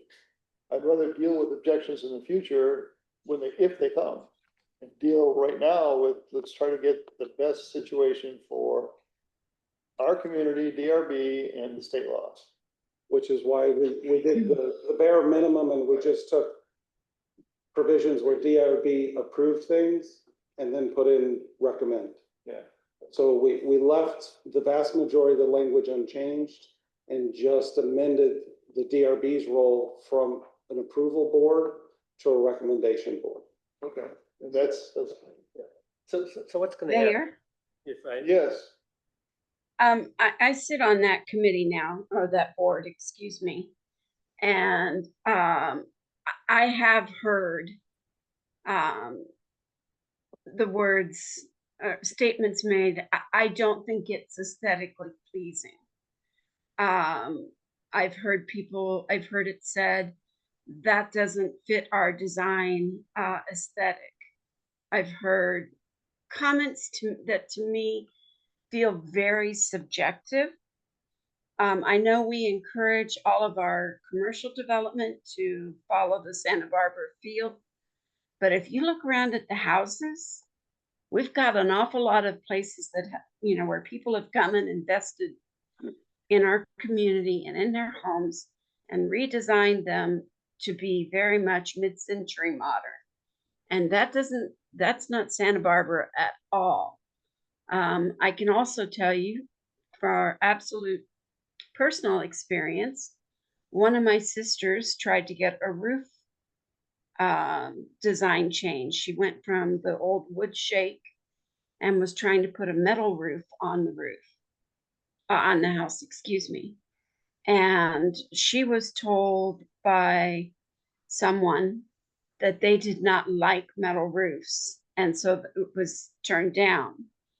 Subsequently, lots of metal roofs have gone in all around Litchfield. The net effect to my sister was that because that happened, they had to do a redesign on the support structure of the house to be able to put in a much heavier tile roof. It's not really tile, but it looks like shale or shingle, but it's heavy product. So for them, it ended up costing them on their remodel a ton of money. And then to see 6 months down the road, metal roofs being approved by the very same group of people was very frustrating for them, to know how much money they had and time they had spent. And so I think it's really important. I think this committee has a role, but I totally agree with you that maybe it should be a not approving role, but instead suggesting approval or not approval, and then leaving that up to someone who is with the city. I felt like, to be real honest with you, that the sister had the right to sue the city, and I encouraged her not to do such. But I mean, the costs were significant. And so she should have availed herself of the right to come to council and talk about the decision. absolutely, and that's kind of why I said that. That's what I said. I mean, yeah, if she ends up by not appealing the decision, she probably loses her right to sue, I'm gonna guess. Probably, but I think it put us in a dangerous or it put us in jeopardy of having a lawsuit. Yeah, but not if, you know, there is a procedure if the decision is not, if the homeowner believes the decision is not in keeping with what, you know, it should be, they can appeal to council and they need to do that. We do, you know, it does point out the problem of having some objective standards in it, and I, you know, absolutely support that concept. We do not want, so that staff hears it, I do not want, I don't know how the rest of the council feels about this, but I do not want all the houses or all the buildings or all of anything to all be Santa Barbara. If I want to be in Santa Barbara, I can go to Santa Barbara, right? One of the things that's cool about our community is that there are so many authentic architectural designs in our city and all these little houses and buildings and whatever, that there's a flavor that you can't duplicate by having everything look like Santa Barbara. So that shouldn't even be a standard that anybody uses, whether it's design review or anybody else, that everything should look like Santa Barbara. We don't want that. Because I don't want that. Have they been doing that? Because there's all kinds of modern. Again, I don't think we have been doing that, but this was just brought up here, right? You know, I think we're doing it, yeah. I'd be shocked if we're doing it. there's your DRB person who said that we are. So we need to communicate that, staff needs to communicate that to DRB, that it's not, you know, the city is vibrant because we have some diversity. You know, we don't want all of anything. The Santa Barbara comment is something that was said once to somebody.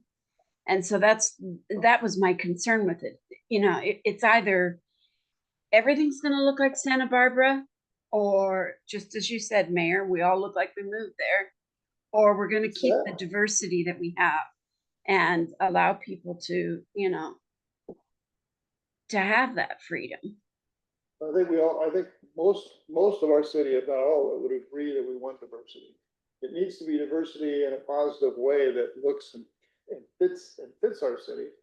So, Absolutely. You know, and the best example probably is the condos that were planned by George Lee to build on the Red Forest. Those things would not fit in any city. But so that's diversity we don't want. But in general, it's not all supposed to be Santa Barbara. I think we can fix that if we have more of some objective guardrails, I guess. Yeah. And this ordinance, again, this is just the initial bare minimum that's required to meet the statutory change. And then it's going to take time to work through the rest of the zoning code, to go through and work with the DRB and put together those objective standards where we have currently subjective language that's going to have to be amended. But right now, because of the requirement of the statute that goes into effect at the end of the year, we need to have this minimum provision of the code change that basically just establishes the DRB as advisory as opposed to the approval board at this point. Right, so we need to introduce this bare bones change, understanding that it's going to come back to us in a month. Yes, Mr. Vice Mayor. So as I understand the process, with the changes that we got, we're still gonna stay with DRB. They're gonna be advisory. They vote 7-0 with a recommendation to the planning administrator. And the planning administrator goes totally contrary to that. Then there'll be a conversation the council's gonna have with the planning administrator as to what is going on. And we'll be here, make it very clear to people, we are here for appeals. Yeah, exactly. Motion to introduce. Is there a second? Second. Any further discussion? Councilman Allen, Sorry, I have a question. go ahead. So does DRB still get a vote to recommend? Because I think that's important. Does it read in here that they get a vote to recommend? It says shall recommend. Their procedure for that recommendation is a vote. Yeah, they have to take, just like when the Planning and Zoning Commission recommends something to the council, they vote on whether to recommend or not recommend. And then one other thing, do we have to go and rename everything advisory board, or can we just leave it design review board? Does it really matter if planning and zoning or Recreation and Parks and Ground, it's their advisory, doesn't say, like, I think, I don't see the Is it- purpose in saying that it's no. instead of DRB, it's ADRB. I mean, we would rather not call them drab if we don't have to. What's that? I said, we would rather not call them drab if we don't have to. Drab? Advisory board drab. So, yeah, don't put the word advisory in there. That's another one, if we get called on it, we'll worry about it. Okay, thank you. We'll make that amendment for the final reading. Right, okay. Anything else before we take a vote on the introduction? All those in favor of the introduction of ordinance 25-295, please signify by saying aye. Aye. Any opposed? Ordinance is introduced. Another example of the state slamming stuff down on us again. Exactly. When backyard chickens are a statewide concern, just about everything can be a statewide concern. Okay, budget policy revisions, Ms. Peterson. Thank you, Mayor and Council. The charter requires that the city adopts a fund balance policy that requires an unassigned minimum fund balance of 25% of operating expenditures. Our current fund balance policy satisfies that requirement. However, after discussions with council at the retreat and last month at the work study session, we felt it was best to take it further and actually add to our existing. So just a quick reminder on our existing, we restrict 50% of our general fund operations. And this change would add additional protections that would allow the city to build up reserves set aside for special projects that are just temporary in nature, but also maintain 1 year of debt service payments.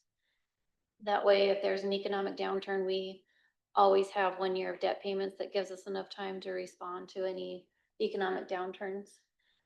And then lastly, it authorizes me or whoever is in this position that we can restrict an amount that we believe is necessary for any sales tax refunds that need to be made. And the complete policy is in your packet. Those were the high points, and I'm happy to answer any questions. Questions for council? Mr. Vice Mayor. Paige, we had a policy where with the court improvement fund, we had to keep blah, blah, blah, some certain amount, and that fund is so tiny compared to everything else. Seems like it's more work for you than it's worth even doing. Is that going away in this? Or are we gonna, we still have that? We still have that, but I could bring that back. Please, okay, motion to adopt. Is there a second? Second. Any further discussion? All those in favor of adopting the budget policy revisions as presented, please signify by saying aye. Aye. Any opposed? Revisions are adopted, and we will make that change to bring that change to us for that court thing. Okay, introduction of ordinance 25-296 debt limit policy, Ms. Peterson. Thank you, Mayor and Council. This is also a charter requirement that the council adopts a debt limitation policy by way of ordinance. So just to touch on the high points of what this ordinance will do, it essentially limits the amount of debt the city can incur. It ensures that the city remains fiscally conservative, and it will require the city to do a thorough analysis prior to issuing any new debt to ensure that any new debt payment doesn't negatively impact services to residents. This ordinance will require that the city continually seek to improve our bond rating in order to minimize borrowing costs and preserve access to credit. It ensures the city restricts sufficient cash to pay existing and future debt payments. And it ensures that the debt payments cannot be greater than 16% of the average of the total operating revenues of the prior 3 fiscal years. And Questions from council? Motion to introduce. Question. Okay, let's get the motion on the floor and then we'll move the question. Second. Okay, now, that's your question. Thank you. Otherwise I forget. The ordinance, the way it's written, we have a lot of bonding, a lot of issues that we've projected in the next 2-3 years. Does this allow us to do what we planned. Yes, it does. Okay. So I, Okay. Since our HR director has walked back into the room, we are adopting a debt limitation policy. And we also we just adopted a budget policy that applies to different amounts that we have to restrict in our cash balances. And I'm wondering if we have procedures for, there was a comment by Ms. Peterson that these things were going to apply to her or to her replacement sometime. And I thought, yeah, that's good. It could be another person. Paige is easy because she understands exactly what she needs to prepare in terms of spreadsheets so that we can properly analyze things like this debt limitation policy and whether or not we can take on bonding and things like that. And she does these spreadsheets that help us figure that out. I'm wondering if we have some sort of a policy or procedure for her job that defines that kind of stuff, because we should.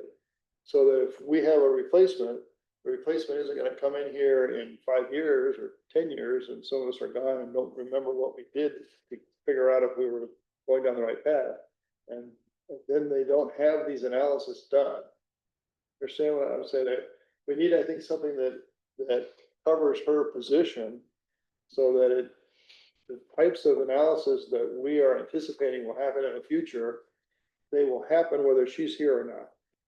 So we have two things we can look at. One, within the job description, you can outline the expectations as far as those type of restrictions. I apologize. So there are two things that we can look out. One, you can outline within the job description expectations regarding these spreadsheets that you're referring to. Two, you can do an SOP or standard operating procedure as far as how you anticipate or expect the finance department to operate and specify the type of spreadsheets you're expecting to receive. Do we actually have any SOPs for the city? I'd have to check. We do have SOPs within Really? the city. I'd have to check with finance specifically on the SOPs that outline specific aspects of spreadsheets and how they need to be detailed. But that's definitely something that can be done. Yeah, I think that would be a good thing for you to look into. Absolutely. I can tell you that I have never seen an SOP. Okay. And I've been around this staff a long time and I haven't seen one. I'm not saying they're not there. Yeah. But I haven't seen one. And if I haven't seen it, even if it is there, it's not being used. Understood. And this is a particular kind of policy that it is really, really important that it be implemented correctly, or it won't have the effect that the council intends it to have. Understood. I can definitely look into that. And if it's not there, then we can definitely get some templates and outline it. And then we can detail it and tailor it to meet the needs. All right, thank you. My pleasure. Helpful question.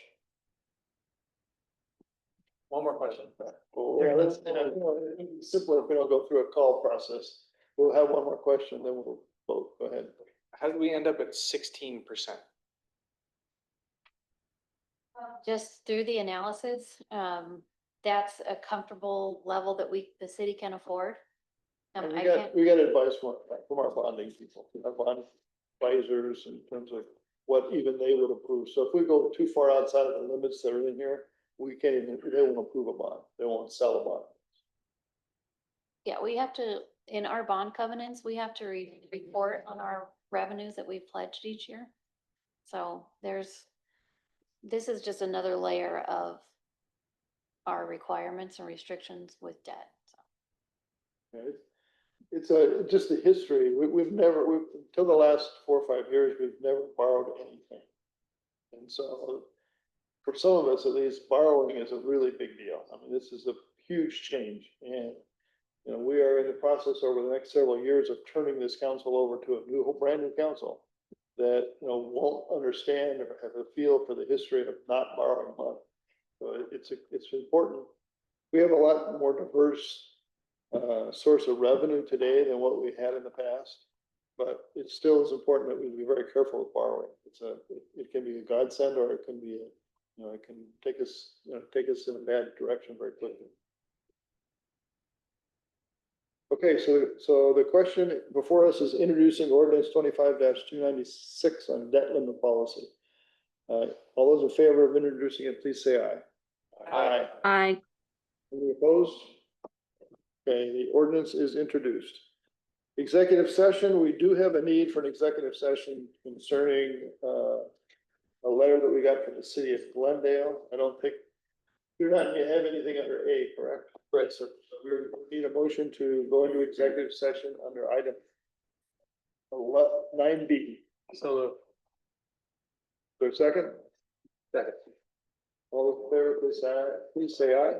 Aye. Any Aye. opposed? Okay, we're in executive session. Session is over. Are we online so I can gavel this thing out? So I can say we're gone? Meeting adjourned.